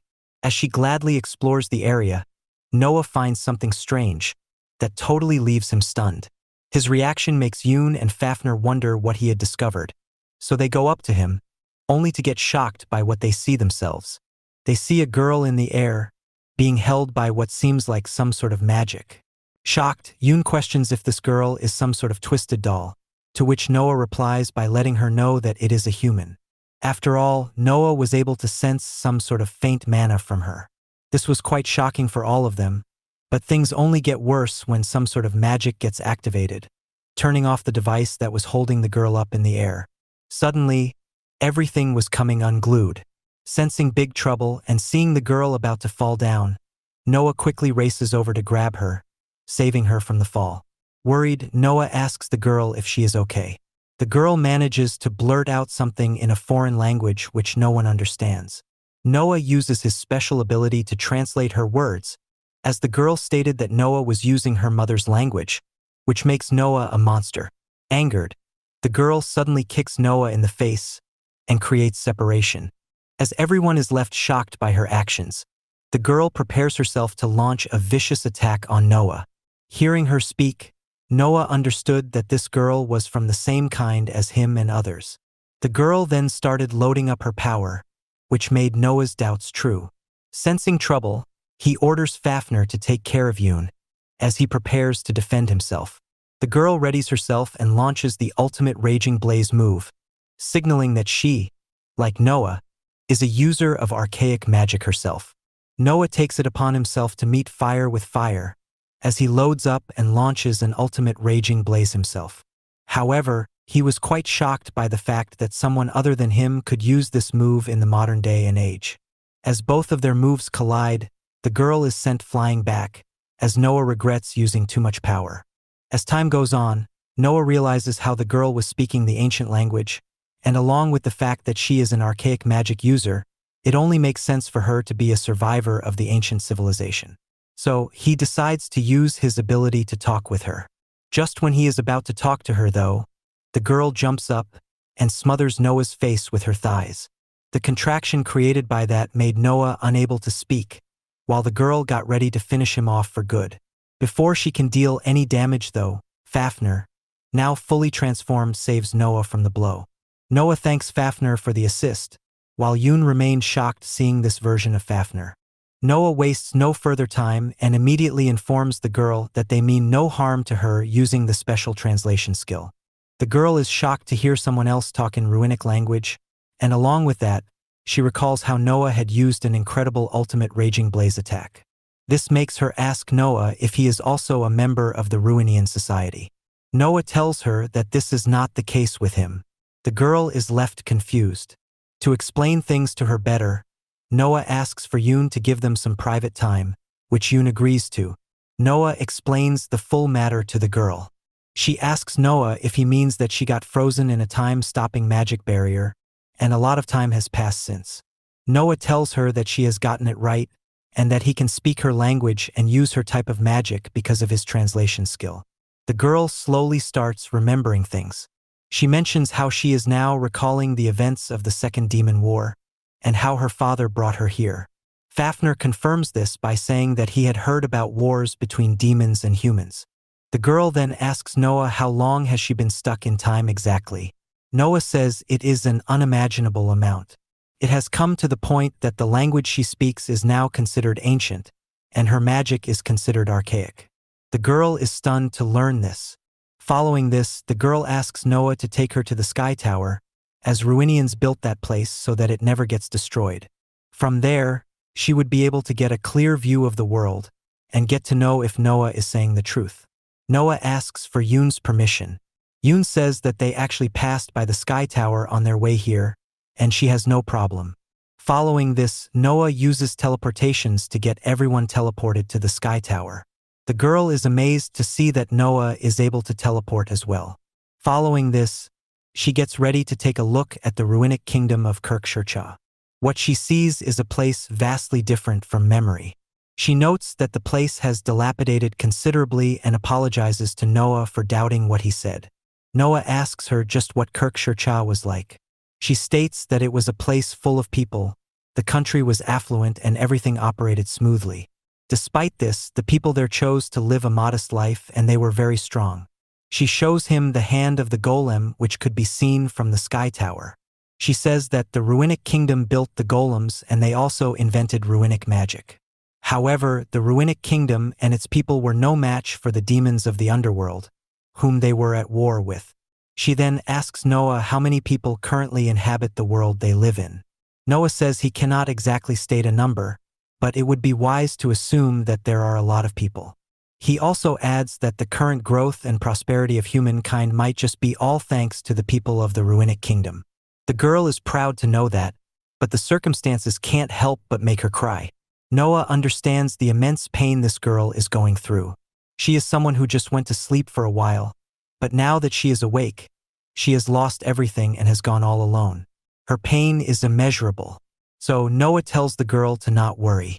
As one of the only people who can understand her language, and someone who can use her magic, he vows to protect her. Yoon also tears up for the poor ancient girl. Noah is shocked that Yoon got to understand what the girl was saying. So Yoon clarified that Fafnir was translating everything to her in real time. Yoon tells the girl to not worry, and that she will do everything that is needed for her. The girl is perplexed, so Noah introduces Yoon to her as an archaeologist, and an overall good person who she can trust. He also introduces himself as Noah, and the dragon as Fafnir. Yoon doubles down and tries to make the girl pronounce her name, which the girl struggles her way through. They subsequently ask the girl for her name, to which the girl informs them that her name is Alexia. They find her name cute, as she goes on to say that she is Alexia, the princess of Kirkshire. Noah double-checks and asks her about the princess part, although Alexia told him there is no need to be formal about it. Yoon asks him what it is about, to which he told her about Alexia's princess status, leaving Yoon gobsmacked. Alexia sighs as she mentions how being a princess has a toll on a person regardless of the era they are in currently. After that, Yoon tells them to first get back to her home, which is in the capital city of Rydolf. However, her bike can only hold 2 people, so she suggests that they just walk back home. Alexia asks Fafnir, whom she calls a lizard, to translate the talk for her. Fafnir does so, and Alexia informs them that she is fine with walking back home. After all, teleportation takes a lot of mana energy. Noah wonders if that is okay, to which Alexia tells him that her legs work fine. Noah says that he is aware of that based on the kick she landed on him. Alexia apologizes for that, as Noah tells her that he was just joking. As they start walking, Alexia recalls the last meeting with her father, where he bid her farewell once and for all. Alexia understands that her father wanted her to live on and continue the legacy of their race and culture. She is also glad that she got to meet Noah and Yoon. After all, if it weren't for them, she would probably be stuck in time for longer. In her mind, Alexia thanks her parents and the people of the Ruinic Kingdom before starting her life anew. Meanwhile, the scene changes to the underworld, where the leader of the dark spirits mentions how Noah ruined its plan. It had captured all those fairies to make a grand return to the human realm, but Noah ruined it. However, that is not an issue, as it won't chill out anymore, and so, it gets ready to release the monstrous phantasma turtle onto the human world. Noah arrives in Rydolf with Princess Alexia. His eyes go wide as the capital hits all at once, and he keeps moving while she says the city of Kirk, her homeland, is even grander, and he just takes that in as they head down the main thoroughfare together. Vendors crowd their path and call out, and the flow of people pulls them forward as Noah sticks beside Alexia and keeps pace. Princess Alexia starts chattering as the shops and people crowd in around her, and she ends up taking back her statement about comparing Rydolf to Kirk while the onlookers in the city stare at her beauty and clothing. Some whisper if she's a doll, and others guess she might be a princess from a foreign country. And Yoon isn't surprised they figure it out from clothes that stand out like a sore thumb in the capital, so Noah slips off his cloak and gives it to her to cover her clothing and keep her protected as they move. After a while, they arrive at the estate where several maids attend them, and the chief maid steps up with a warm smile asking how the exploration went. Yoon says it went well and introduces her guests to the maids, explaining they'll be staying for a while. Then she turns to her guest to make sure the guest feels at home, especially Alexia since she's new in their ways, and the maids nod like they've got the task clear. Alexia is so hungry that Yoon can listen to her stomach growl. The maids start setting the dining. Noah asks if they need an extra hand, but the maids humbly turn him down and ask if there's any food he particularly dislikes. And as they get ready for food, Alexia sits beside Noah while the maids go around getting the dining table set, and Noah suddenly feels sad because it's the first time in years servants have been nice to him. The food comes out beautifully prepared by the cook, and Yoon smiles, says she's quite proud, remarks on her chef's cuisine, and invites her guests to dig in. Everyone thanks Yoon for the meal and her hospitality. And as they begin eating, Alexia, who has been far from humans for a long time and doesn't have an eating habit, just attacks the meat ferociously like a warrior. Yoon speaks out that Alexia has a messy way of eating, and Alexia apologizes for eating in messy way. But Noah cuts in and says it's good that she's enjoying her food, and that's the most important thing to her. Alexia has bad table manner, and she even recalls her father always telling her off for it under the royal strict manner. And Noah, who does not seem to mind how she eats, volunteers to teach her. He shows her how to eat decently, tells her to start by cutting the bread, then put the vegetables and meat into the bread, says it will be easier to eat that way, and she agrees to try it. Alexia proves to be a fast learner, and she already picks up decent table manners from Noah. After dinner, Yoon invites Alexia to join her for a bath and guides her to the bathroom, showing her the way step by step, explaining each part with patience while Alexia follows and adapts to Yoon's routines. Sensing Alexia's worry, Fafnir offers to accompany her to reassure, but Alexia focuses on understanding what Yoon is saying and wishes Noah were there to help translate, and the language gap makes it hard. So she drifts into thought about what Yoon might be trying to convey. Alexia struggles to gather her thoughts, feels a hint of unease around Yoon since Yoon looks intimidating without her glasses. then reminds herself Yoon means no harm and they're just trying to communicate even if it is difficult. Yoon notices the hesitation, gives a comforting smile, and shares a story about how in ancient times they could even clean themselves using magic, which grabs Alexia's curiosity and shifts her focus as she listens. Alexia still isn't sure what Yoon wants from her, and then Yoon is suddenly covered with bubbles. So Alexia watches in awe and wonders if this is some kind of magic of the modern day since it smells nice and the bubbles appear effortlessly. Yoon offers to show Alexia how to use the body soap and explains its benefits, and Alexia examines it, says it seems to be made from herbs. Yoon admires Alexia's flawless skin and wonders about her skincare secrets as the princess of an ancient kingdom. With Noah absent, Yoon finds it hard to communicate. So she and Alexia lean on gestures and expressions, swap small smiles, and get through the language barrier. Alexia wonders if Yoon knows she is the princess, then decides Yoon is clueless about her identity, hence no communication is needed, and Yoon is so tired she doesn't think about Alexia any further. The bath goes on longer because they can't talk much, which neither of them sees as necessary, and after a while they step out together, dry their hair, and Yoon shows Alexia an item that dries hair with a warm breeze, which feels so cool for her, and the ancient magic is also great for Yoon. They emerge from the bathroom looking a bit closer, both thinking the shared bath was eventful even without understanding each other's language. Noah suggests to Alexia that they study together so she can communicate better with Yoon. Yoon joins the conversation and asks Noah to help her learn the ancient language at least a bit. And Noah is pleased seeing how well Alexia and Yoon are getting along as the duo even invite Noah to join them for a bath next time. But he laughs at their boldness and politely turns it down. Noah Aldheim, the first child of the Aldheim family, drifts into a dream of his childhood and the memories sting as his father never loved him after the appraisal showed the talent of translation, a gift called useless in modern magic, and those years are lonely as he gets ignored and spends his time in the underground library translating ancient books in archaic language until he leaves the house at 15 to figure himself out, roams cities, meets friends, becomes an adventurer, and that talent, once mocked, now turns into an ability that could change the world. He wakes up from the dream about his painful childhood, sits there bothered, his head sinking into his shoulders as he rubs his hair looking for answers and finding none, then heads to breakfast with Alexia, the ancient princess of Kirk who was trapped in time, and she works at the modern language as times have changed and everything is different from back when she was a princess.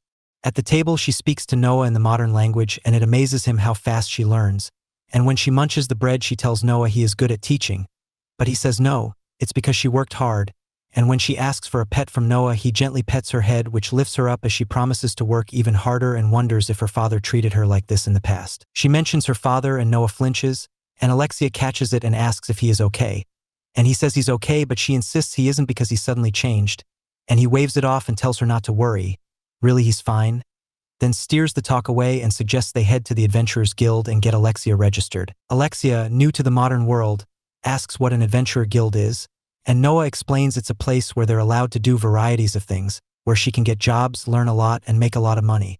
Alexia tells him she does not care too much as long as she is with him, and Noah nods, then asks Yoon about her next plan.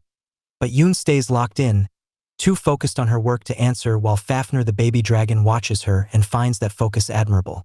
Alexia glances over, wonders what Yoon is doing looking all serious, and they both figure that as an engineer-magician she can manipulate both magical and mechanical forces to forge devices that push beyond what magic or technology can do alone.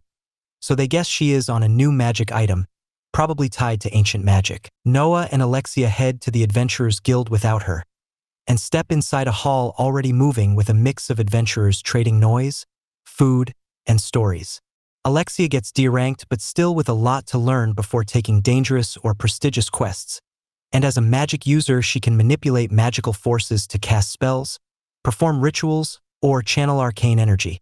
She's surprised the whole process is quick and easy, and Noah explains it's fast because Yoon handed in a recommendation letter before they arrived. Noah gets promoted to D-rank as well, and Faf the baby dragon wonders how someone of Noah's stature is still only D-rank and says he should be S-rank adventurer already, but Noah answers that an individual can only go up one rank at a time. They move away from the guild and Alexia feels tired, so Noah advises they go home, and when she adds that she is hungry he proposes they swing by the market to get something to eat and she nods. He shows them a shortcut toward the market, and on the way Alexia suggests they all go for a bath after eating, but Noah tells her he is not going with her since he is not be included, and Alexia takes a guess that the baby dragon was Fafnir all along. As they move along the path to the market, Noah hears a footstep closing in and turns to see who it is, and to his surprise it's his father, the head of the Aldheim family, standing with an appearance that's imposing and mysterious as his attire blends ancient magical tradition with symbols of immense power and authority.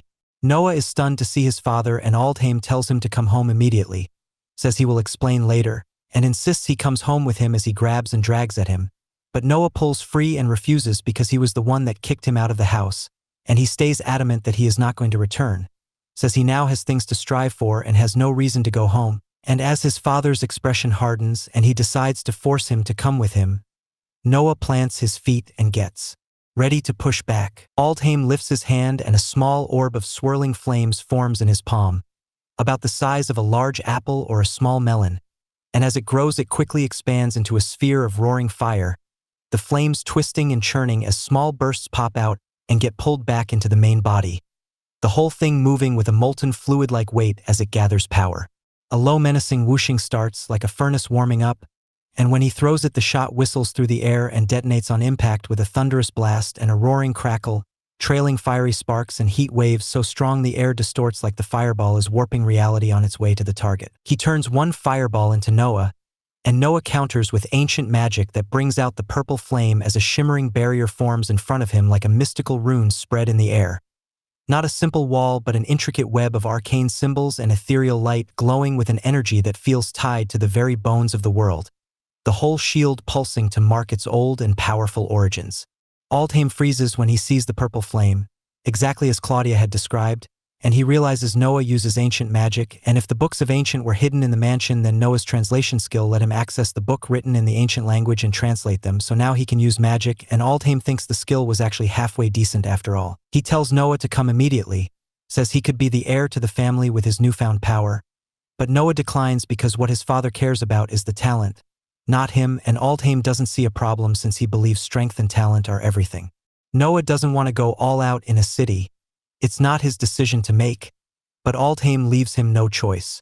Alexia raises her hands and the air starts to swirl in a controlled rush that coalesces in front of them as an invisible barrier, the wind visibly distorting space with ripples and shimmering waves as it sets, and she steps in to protect Noah from his father, asks Noah if he is hurt, then shoots Aldheim a sharp look for hurting Noah and promises not to forgive Aldheim. Noah comes between them before they clash, placing himself in front of Alexia against his father. Suddenly the earth erupts, the cause unknown, and the shock snaps the fight apart as Aldheim withdraws and turns his back, telling Noah he will come back for him and that he shouldn't think of running when he does. Noah stands there dejected after the clash with his father, then goes straight to Alexia to check if she is okay. Fafnir the baby dragon notes an insane amount of energy just surged and wonders if others sensed it too. But everyone else is in the dark about the cause. Only Yoon has an idea of what is going on. Yoon says the phantasma turtle is responsible, and she can't believe the turtle is still alive as its translucent ghostly form rises slowly from the swirling magic, and the sight turns the air heavy with tension while a sense of dread pushes in as its once calm ethereal glow shifts into a dark pulsing aura of malevolent magic that makes its purpose clear. Each movement of the turtle sends a deep reverberating rumble through the ground like mountains shifting or the world itself groaning in pain. And when it releases energy bursts or launches its spinning shell attack, there's a roar of arcane force that sounds like wind, thunder, and the crackling of a firestorm all at once as its magic warps the natural sounds into an eerie distant echo even up close. The kingdom panics over the creature's emergence, and the Rathdare kingdom, especially the princess, worries until the king says they will use their full strength to exterminate it as orders go out for the night magicians to gather as many people as possible, and only D-adventurers and above are to be recruited, with all adventurer guilds notified to head to the capital. Yoon didn't expect it to blow up this big but says at this pace the phantasma turtle reaches the capital in 3 days, which means troops need assembling in 2 days at least, and because Noah and Alexia notified her so quickly, actions roll out immediately and that speed tremendously helps the kingdom. Yoon heads to the king's castle to strategize tactics, using Alexia's information, and the duo wish her well as she leaves while orders go out for non-adventurous people to evacuate, which includes Mr. Noah and Miss Alexia, and staff receive evacuating orders until the streets are empty and only strategists and adventurers remain. Noah and Alexia decide to rest for the day. He walks her to her room and they split. And a few minutes after Noah enters his room, a knock lands on his door, and when he checks, it's Alexia. She steps in and asks if they could sleep together, then lies down clutching the bed sheet as she tells him that ever since the phantasma turtle reappeared, bad memories have resurfaced and she is so scared she can't sleep alone. Noah can't comfort her and says nothing can be done about it. She asks about his father, curious where the relationship went wrong, and Noah tells her about the Aldium family, how they prize superiority in magic, how his translation skill was treated as thrash, and how the family shunned him. Alexia asks why Noah doesn't want to fix it with his father, and he says it's difficult right now because he has a purpose and doesn't want to be swayed by emotions or personal reasons. She seeks comfort in Noah and tells him not to die because of the phantasma turtle, says that thing is extremely powerful and even the people of Kirk struggled against it, and Noah assures her he won't die and he will eventually defeat the phantasma turtle. She holds him tightly as he bid her good night. Noah can't sleep all night. Her grip keeps him tense and his head spins on the phantasma turtle as his greatest challenge, the strongest opponent he would ever have to fight, and he wonders if his father would join with him to face it and whether he can rely on him at all. Morning hits and Fafnir wakes both Alexia and Noah, shouting their names, and Noah jolts up with the creature's name on his lips because the monster is all he thought about through the night. Fafnir says nothing happened overnight and tells him to rest his oars, and Noah snaps back to the present, realizes the day has begun, and that they have a lot to do, only to notice Noah and Alexa overslept on this crucial day. Fafnir tells them they were very stupid to have slept off as squadrons on the east of Rydolf assemble and the battle against the phantasma turtle draws near, and Noah and Alexa look around as people pour in from all over the kingdom while some scary-looking guys, probably adventurers, file past.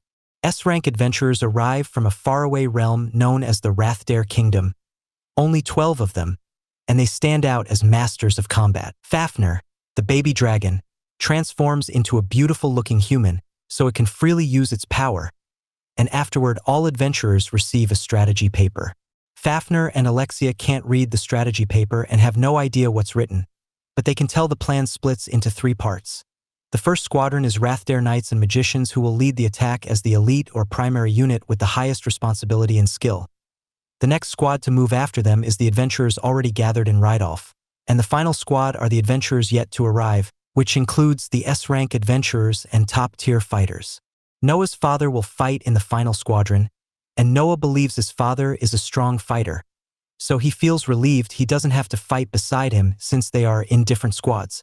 A lot of varieties of magic items get brought in to help take down the phantasma turtle, and many people and tools are gathered in short time. Alexia thinks about Kirk, the land of her ancestors, worried she will face them alone, and she asks protection from her father and from everyone at Kirk as they watch from the great beyond.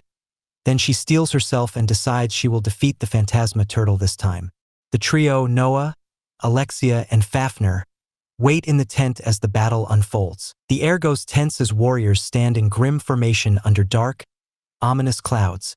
Their faces a mix of resolve and fear while every soldier grips their weapon tightly.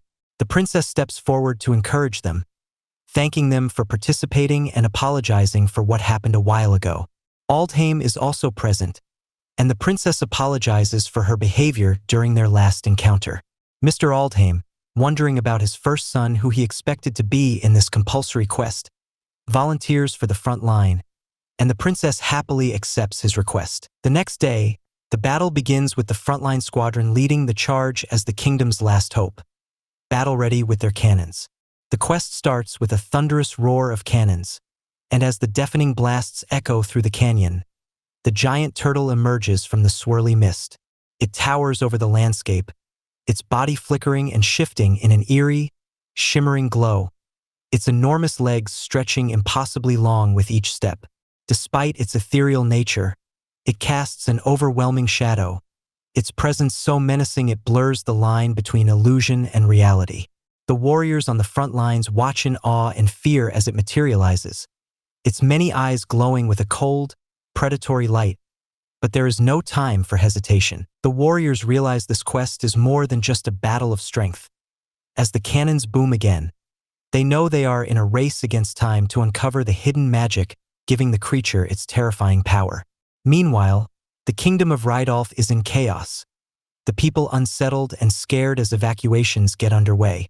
The little ones are terrified of the monster, while the adults comfort them, believing the kingdom's strong knights will defeat it. Back on the field, all cannons fire at the monster.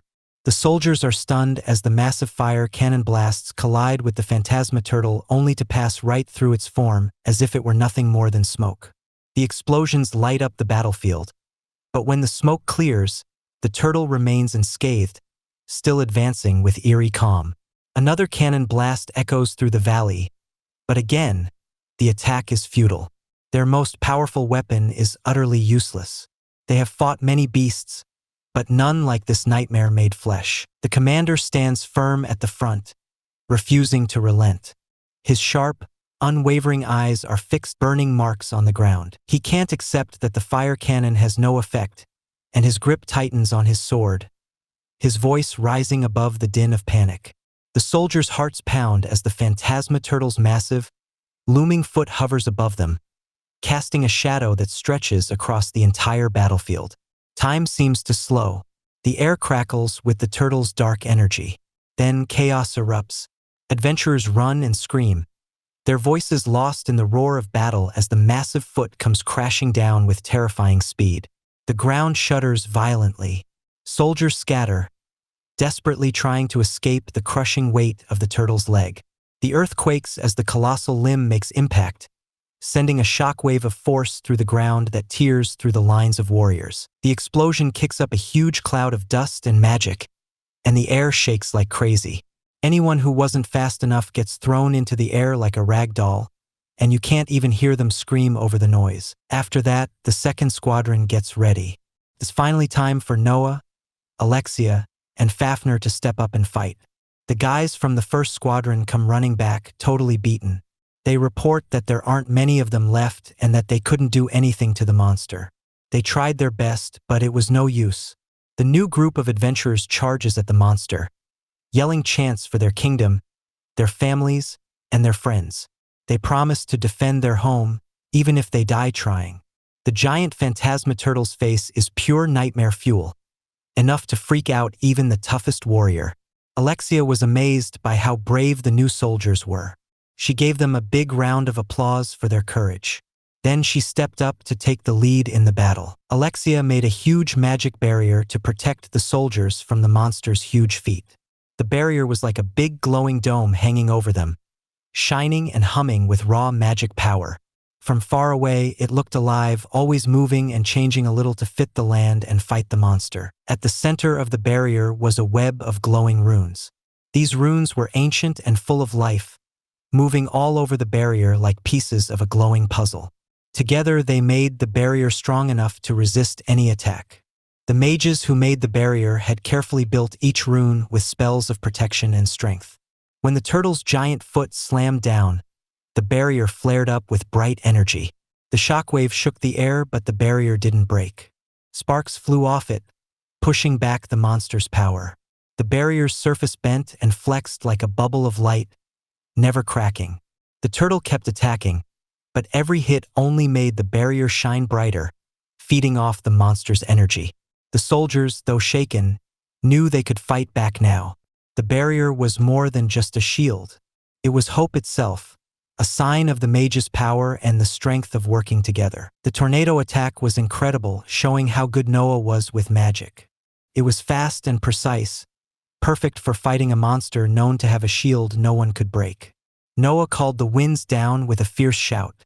At first, the air moved a little, but soon it became a huge, twisting tornado, swirling higher and higher like a giant funnel full of magic energy. The phantasma turtle was huge and slow but stood firm like a fortress. Its shell shimmered and reflected light, making it hard to tell where it really was. The tornado had to be perfect. Brute force wouldn't break through the turtle's magic shield. The tornado roared toward the turtle, shaking the ground as it pulled dust and rocks into its swirl.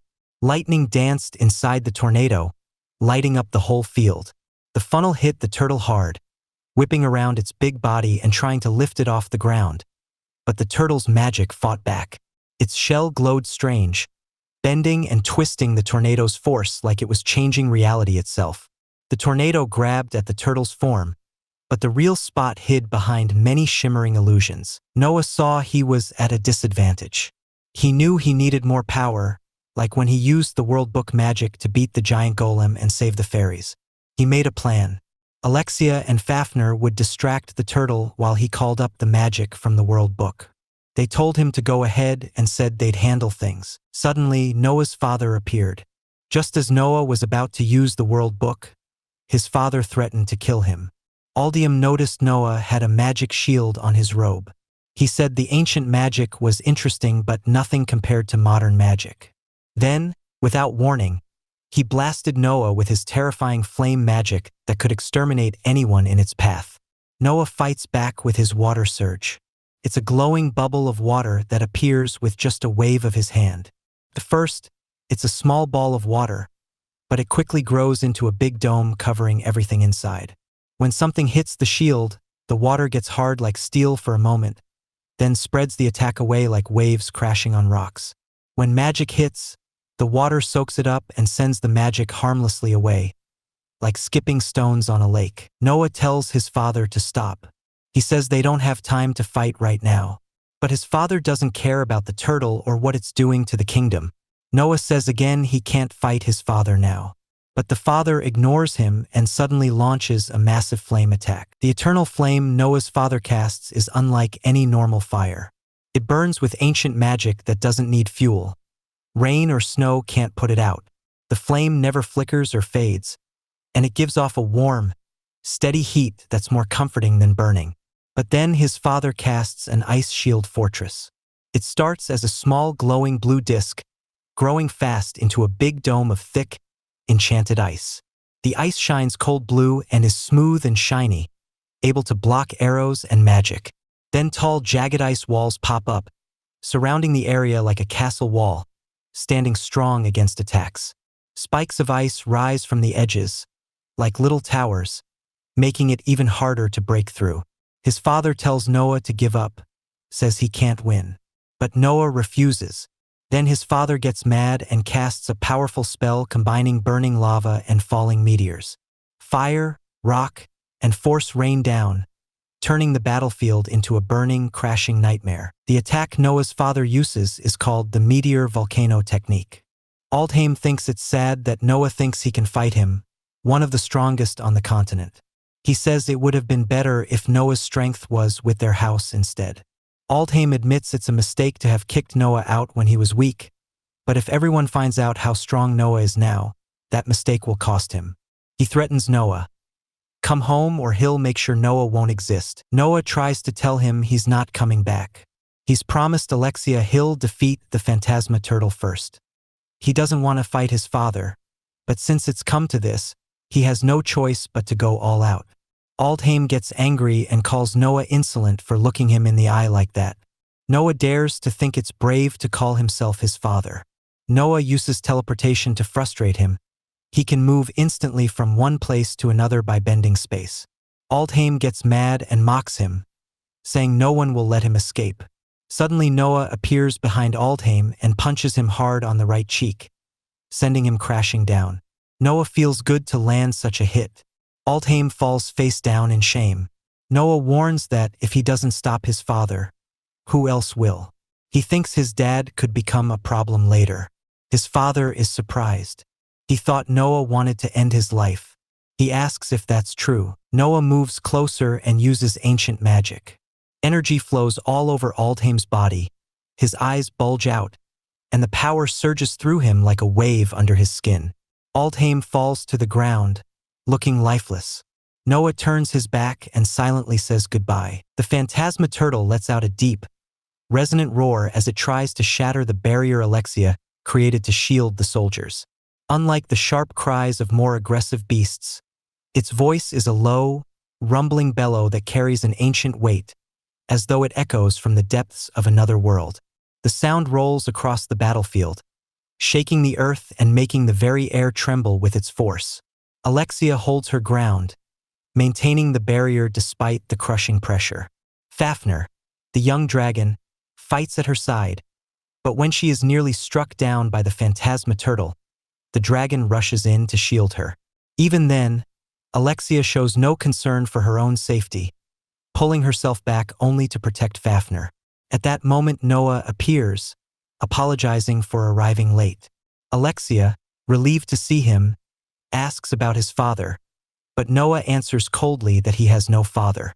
His words linger in her mind, stirring unease as she wonders if he truly killed him. The battle does not stop. Noah calls for Alexia and Fafnir to keep the creature occupied a little longer while he focuses on breaking through its defenses. He pushes forward, moving as close to the phantasma turtle as possible, even attempting to climb onto its massive shell. Fafnir, watching him risk his life so recklessly, is stunned by his determination. Alexia immediately follows, unwilling to leave him alone against the beast. For a moment, Fafnir hesitates, thinking their decision is foolish and dangerous. But as the two press on without fear, the dragon finally surges after them, deciding that if nothing else, it might be fun to face the challenge together. Noah takes a deep breath, bracing himself for the fight ahead. His eyes flicker with inner resolve as he clenches his fists and looks up at the towering monster, its enormous shadow stretching across the battlefield. Despite his sharp words earlier, a trace of worry lingers in his gaze when it falls on Alexia. Her determination inspires him, but it also troubles him. He does not want her to be in harm's way. Steeling himself, Noah pulls out a thick ancient tome, the Book of the Underworld. Dark energy pulses through its pages, and as his fingers move across the glowing script, he begins to chant in a low, guttural voice. The atmosphere grows heavy, thick with a sinister power that spreads through the ground itself. Black shadows seep from the book, curling around his arms like smoke, coiling tighter with each word he utters. Reports spread quickly across the kingdom. The Phantasma Turtle has already wiped out both the 1st and 2nd battalions in rapid succession. Word follows that powerful adventurers are holding it back, caught in an ongoing battle. Yoon, hearing this, is convinced the report must be about Noah and Alexia. Confident in their strength, she immediately calls for reinforcements. Adventurers are gathered, the S-ranks ordered into formation, and the kingdom's mages prepared to unleash their magic. The goal is clear: defeat the turtle before it crushes everything in its path. Meanwhile, Noah delves deeper into the tome. At first, the information about the Phantasma Turtle appears encrypted, a sign of its overwhelming strength. It will not be as easy to decipher as the previous monsters. Yet Noah believes that with his translation skill, nothing is impossible. Determined, he flips to another section of the book, and this time, the details about the turtle reveal themselves fully. But there is a catch. To unlock the knowledge, he must translate everything line by line. For Noah, this is the moment he has been waiting for. He remembers the countless hours he spent buried in study during his childhood, time many thought wasted. Now he wants to prove that every second mattered. He focuses, working tirelessly to translate the book right there on the battlefield, determined to show the results of his effort.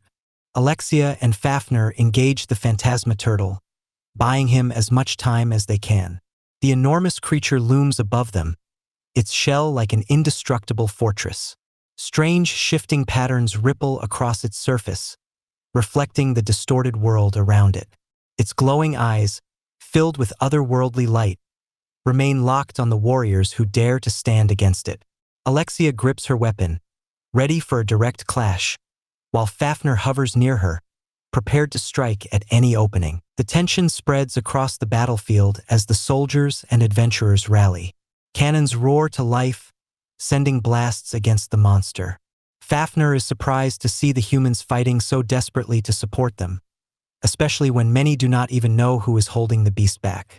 The adventurers and mages pour everything they have into the assault, determined to keep firing their magic until their strength runs dry. The baby dragon refused to stay underestimated any longer. It revealed its true form, transforming into a being both majestic and terrifying. Its body stretched long and serpentine, cloaked in overlapping scales that shimmered like liquid light. The creature's frame moved with fluid strength, able to coil tightly like a serpent or stretch out long enough to wrap around a towering fortress. Its head was a mix of elegance and menace, sleek and serpentine yet marked with the ferocity of a dragon. Curved horns arched backward like a crown, while a narrow snout ended in sharp, gleaming fangs. Its eyes blazed with a cold starlight, able to pierce illusions and lay bare the souls of anyone who dared to meet its gaze. The Fafnir showed no mercy to those it deemed unworthy, using its power to crush intruders or strike fear deep into their hearts. Once bound by a contract that sealed away its potential, it now stood fully unleashed, a force that could not be restrained. As the transformation completed, the Fafnir lunged at the illusionary turtle, taunting it and threatening to scar it for life. The sudden shift from a little girl into such a monstrous being shocked the surrounding warriors. Murmurs spread through the ranks, but the commander dismissed it, ordering them to ignore the duel, claiming it was unimportant compared to their own fight. The turtle emerged with slow, deliberate steps, towering above all. Each movement shook the ground, but its pace belied a hidden strength. Its massive shell gleamed with shifting patterns, a fortress of enchanted surfaces that twisted reflections and bent reality itself.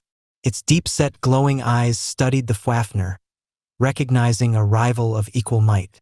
In response, the Fafnir unfurled radiant wings, sending gusts of wind crashing through the earth below. Light rippled across its scales, refracting the colors of the world in dazzling waves as it coiled and uncoiled with predatory precision. When the two locked eyes, it was a silent acknowledgement. Each had found a worthy opponent. Meanwhile, away from the battlefield, Noah remained motionless with his eyes closed, hands on the Book of the Worlds. Alexia observed quietly, curiosity burning as she realized he was no longer in this realm but working within another. She began to understand what he was handling. The legendary tome said to alter the fate of entire worlds. The Book of the Worlds was immense, bound in weathered leather dark as midnight, its edges reinforced with metallic engravings that shimmered faintly. At its center lay the head rune, a shifting, intricate symbol too complex for the eye to fully grasp. Staring at it too long brought visions of endless spiraling realms or whispers of voices from worlds that had yet to exist. Inside, the pages felt like paper but were impervious to fire, water, or even most magic. Every surface was covered in precise ancient lettering, written in a language so old that only runic mastery could unlock its meaning. The tome was divided into countless sections, each describing realms, laws of magic, and pathways of interworld travel. Its structure bent and adapted to the reader, revealing knowledge in ways their mind could grasp, always guiding, always reshaping itself. Alexia could only watch as Noah delved deeper, connected to a book said to be created by the head of the runes himself. A book that shifted with the will of its reader, and one that now rested in Noah's hands. Alexia's thoughts raced. She could not understand how Noah, a man outside the rune bloodline, could wield such a forbidden power. Before her questions could settle, a presence emerged from the shadows. A dark spirit, allied with the illusionary turtle, crept into view. It drifted with an eerie grace, its form shifting like smoke caught in a restless wind. Though formless, it carried intent sharper than any blade. Darkness clung to it, an aura that devoured light itself, thickening the shadows until they seemed alive. The air grew heavy and cold, draining warmth from Alexia's skin and filling her chest with a hollow dread. Rage flared inside her. This thing had come to break Noah's focus and destroy him, but she would not allow it. She had already lost too many people dear to her, and she refused to add Noah to that list. Planting herself between the spirit and him, Alexia braced against the suffocating aura as the shadow lunged. Its formless limbs lashed out with killing intent, but Alexia struck back, her kicks cutting through the darkness, forcing it to recoil. The spirit's voice, cold and ancient, echoed with disdain. To it, humans had no right to defy spirits.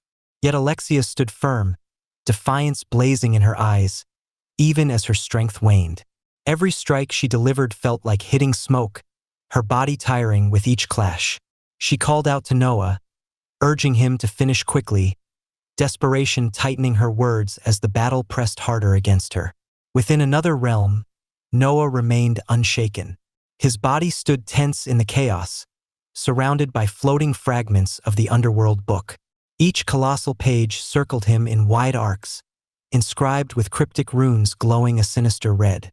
his arms stretched outward, forcing the massive texts to orbit under his will as he unraveled their secrets with fierce concentration.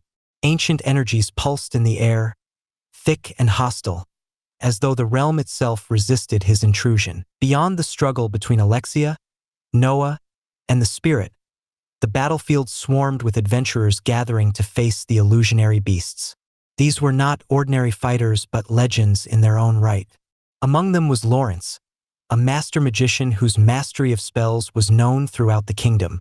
Standing beside him was Jeek, the famed dragon slayer, hardened by countless battles against creatures feared as gods.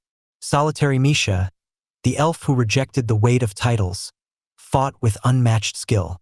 Though she had risen to S rank without guild backing, her strength needed no name to prove its worth, and towering over them all was Beast Lord Frenel, a colossal wolf. Its presence alone bent the air with primal authority. Dark gray fur streaked with silver rippled like a storm-given flesh, every muscle sharp with raw power. Its paws pressed into the earth with such weight that the ground cracked beneath them. Long claws gleamed like blades, and its piercing eyes burned with intelligence and wild ferocity. A low growl rumbled from its throat, the sound vibrating through the battlefield, a warning to all who dared cross its path. Selena, one of the renowned S-rank adventurers, arrived on the battlefield and immediately began searching for Noah. When her eyes finally found him, she noticed the tense atmosphere surrounding him and his companions. The strategy for the war was already being laid out, but their faces carried the weight of despair. Selena understood why. Everyone knew the harsh truth. If they lost here, it would mean death for all. At that moment, Princess Claudia stepped onto the battlefield. Her presence alone stirred the soldiers, and she encouraged them to keep their spirits high. Yoon quickly rushed toward her, worried about the danger. With the illusionary turtle being held back only with great difficulty, Yoon suggested that the princess be evacuated in case the situation worsened. But Claudia remained firm. She refused to abandon her kingdom and her warriors. To her, she was not just royalty but a symbol of authority, a living banner of the nation. If she fled, morale would collapse.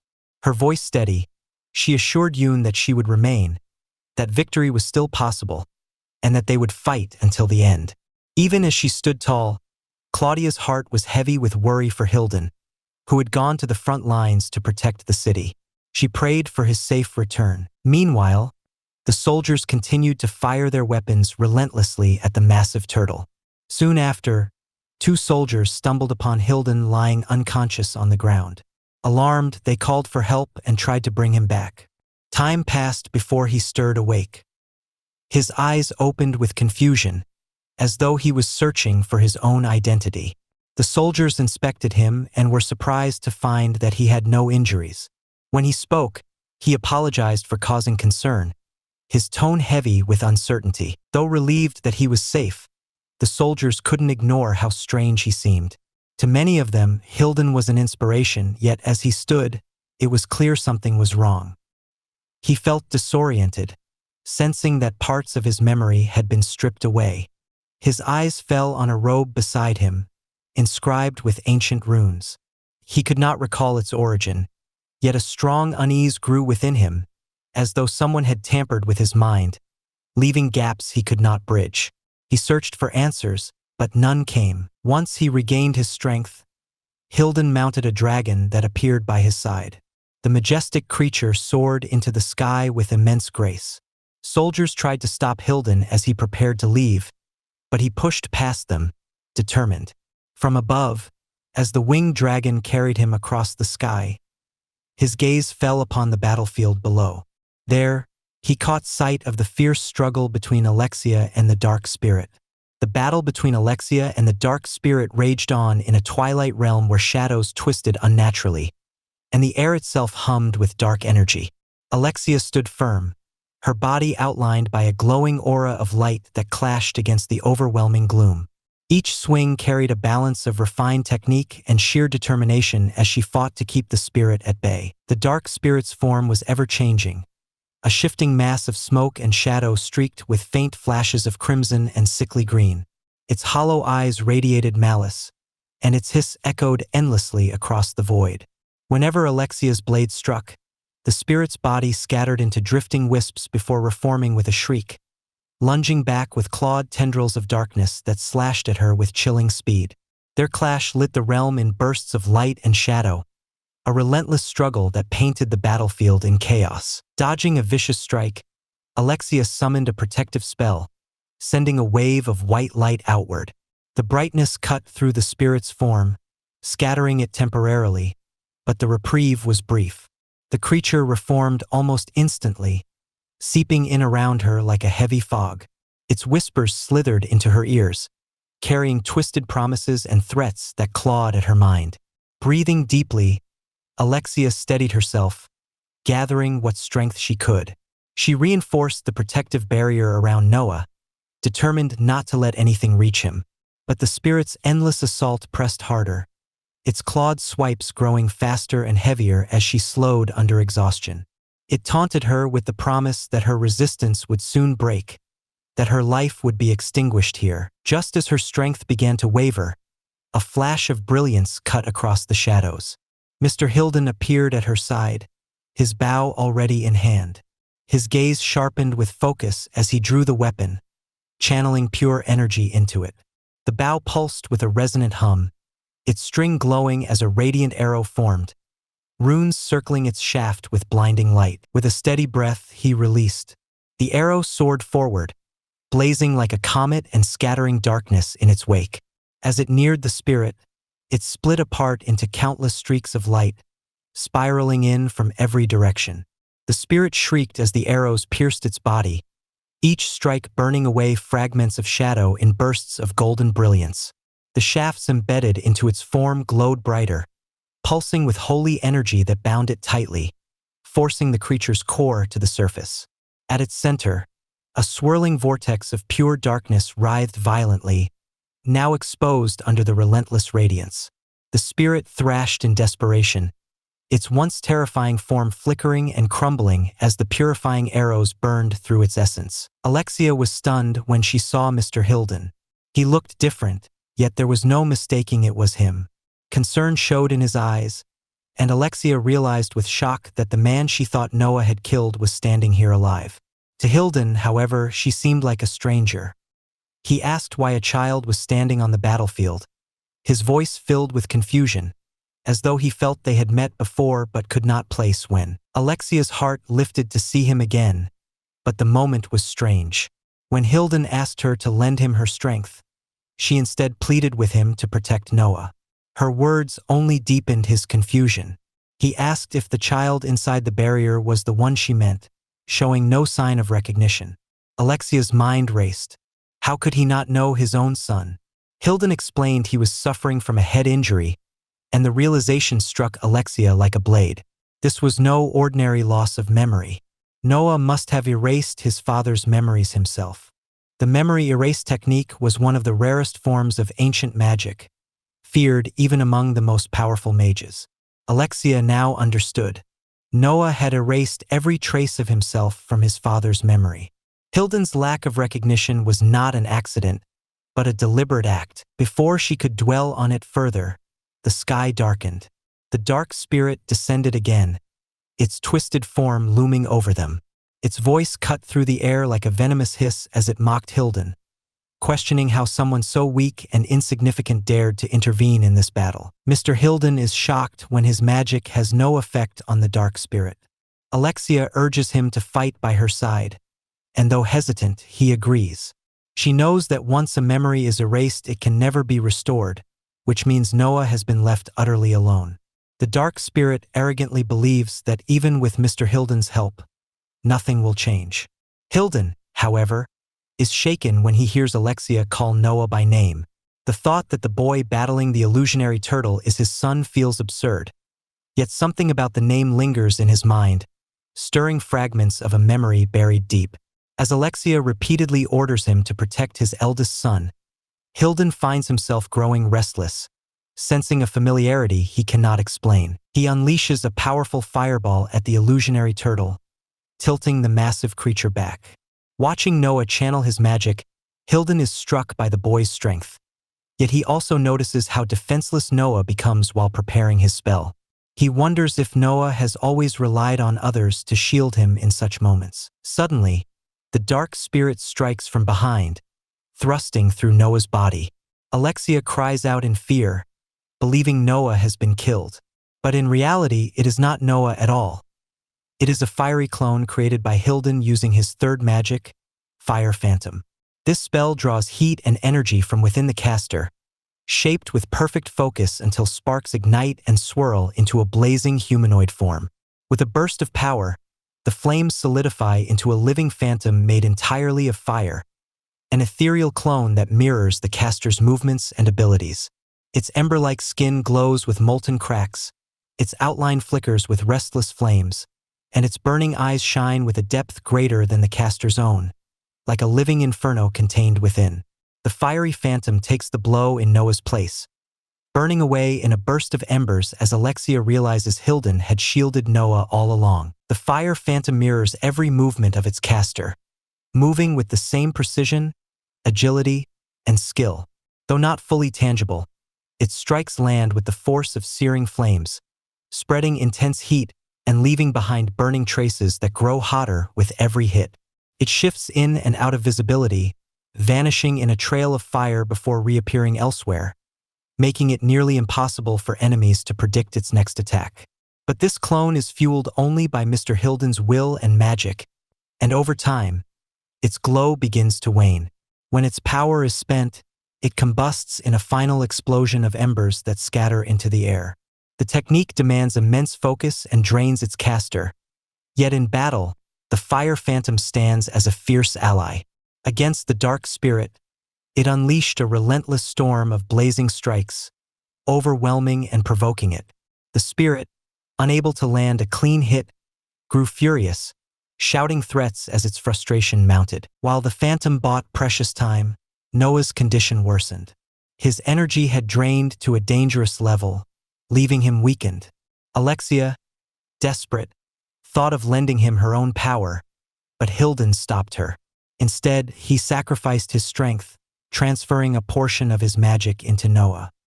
He told her with certainty that Noah could defeat the illusionary turtle, his voice carrying the conviction of a father even if his memories were clouded. As he watched Noah closely, his heart tightened. The child's face resembled Reyna, his late wife. A rush of pain struck him as pieces of the past tried to resurface. His hand instinctively gripped the chain around his neck, the one carrying Reyna's picture. Memories stirred. Moments of her pushing him to stay awake during study sessions, of her scolding him when he dozed off with magic books open in front of him. His mind drifted back to the days when they were young students at the renowned magic school. Reyna had been pregnant with Noah then, and as a son of the Alhiam family, Hilden was bound by duty and expectations. Reyna, from a nameless family, worked tirelessly to match his strength. Their clashing pride led to countless duels, a rivalry that gradually transformed into affection. Their families had fiercely opposed their bond, but they were young, defiant, and unwilling to let go of each other. He remembered one particular day when Reyna approached him in the library. He had been reading basic texts, an introduction to fire and ice magic, the foundational arts every Alhiam heir was expected to master from childhood. She, however, was not concerned with his studies. She wanted to talk about the future, about the name of their unborn child. Hilden promised her he would think of something fitting. When he went to fetch the small notebook where he had scribbled ideas, he returned only to find her collapsed on the floor. At the hospital, the truth came crashing down on Hilden. Reyna's body was too weak, her condition far too critical. No medicine, no healer, no doctor could save her. For a brief moment, she woke, her breath shallow, her words trembling. Hilden, desperate, promised her everything. He swore he had brought the best doctors, swore he would not let her go. He told her he had chosen a name for their child, Noah. Reyna smiled faintly, and after giving birth to a beautiful boy, she slipped away quietly, leaving Hilden broken and alone with the weight of fatherhood. He wept bitterly, unable to process the loss. He was meant to love Noah as he loved Reyna, to become the father she wanted him to be. But grief twisted into something darker. Noah, born with incredible magic power unlike anything Hilden had ever seen, became both marvel and curse in his eyes. He convinced himself that Reyna had died because of this child, and to shield himself from unbearable pain, he projected his rage and guilt onto Noah. Rather than cherish him, Hilden sought to make him the strongest, a weapon that justified Reyna's sacrifice.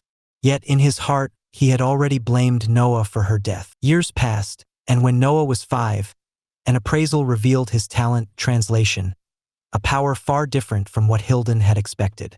That discovery shattered him. Memories long suppressed resurfaced. Every cruel act, every wound he had inflicted on Noah came rushing back. The mask of anger broke, and he saw himself for what he was, a father who had caused his son unspeakable suffering. Regret consumed him. He remembered everything: Reyna, Noah, and the unbearable truth that Noah was his child. Alexia, who had stood by watching, was stunned. Recovery from memory erasure was believed to be impossible. Yet here was Hilden, remembering all on his own. Before the weight of this revelation could settle, the world shifted. The air grew heavy, silence swallowing the battlefield. The dark spirit had returned, its aura a tempest of chaos and destruction, eager to engulf everything in its path. It stared down Hilden, Noah, and Alexia with cruel delight, certain that this time, there would be no escape. Alexia and the others barely managed to dodge the dark spirit's first devastating strike. The monster laughed, mocking them for wasting its time. Alexia, already worn out, struggled to keep fighting. Hilden quickly grabbed Noah and tried to retreat, but Alexia leaped back into the air, determined to keep the dark spirit occupied.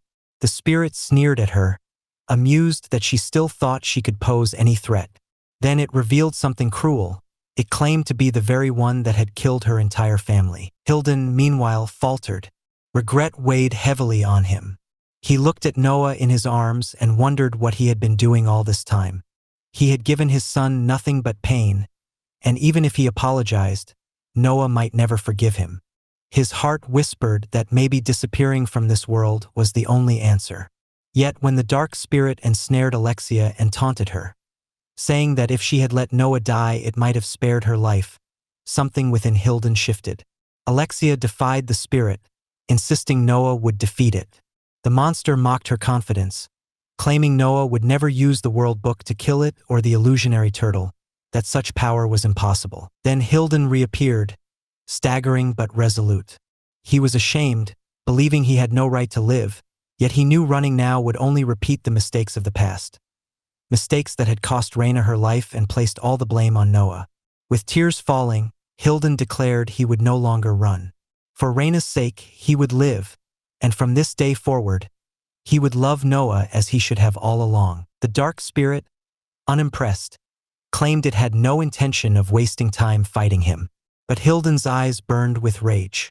He shouted that it had underestimated him, reminding it that he had once been called the strongest. He swore to burn the wretched creature with his flames. The spirit welcomed the challenge, daring him to try. Hilden raised his hand skyward, calling upon the eternal fire spirit to lend him its strength. As the spirit attacked, he pushed further, invoking the sun itself to grant him its burning power. With all his might, he cast meteor blaze. The sky darkened crimson, boiling with clouds and streaks of fire. Portals tore open above as blazing meteors poured through, massive and radiant, their fiery trails scorching the heavens.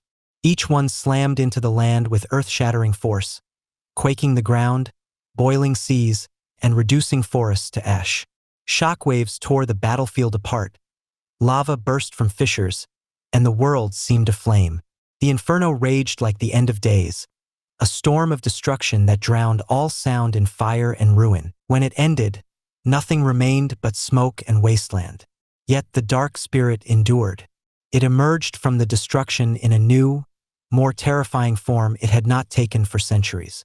Hilden collapsed, drained of all strength. The monster advanced, closing in to finish them. But Noah appeared just in time, intercepting the attack with his own burst of power. His strike landed with crushing force, forcing the spirit back. Apologizing for his delay, Noah turned his eyes on the battlefield, confused. He asked if this was truly the same dark spirit they had been fighting before. Without pause, he launched a follow-up assault, his magic burning with resolve. Focusing his energy, Noah gathered it into a single, devastating strike against the illusionary turtle's massive shell.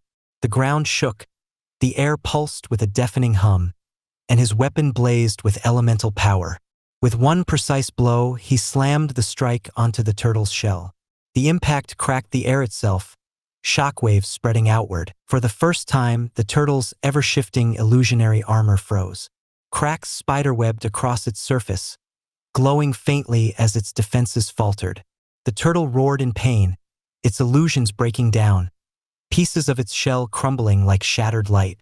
The beast's true form, fragile and vulnerable, revealed itself beneath. Noah had done the impossible. He had found the weakness, a way to finally damage the turtle's core with magic. Alexia and Hilden watched as the creature faltered, exposed at last. As the ground rumbled and stones fell around them, Noah turned to Alexia, telling her they would begin their counterattack after he carried his father to safety.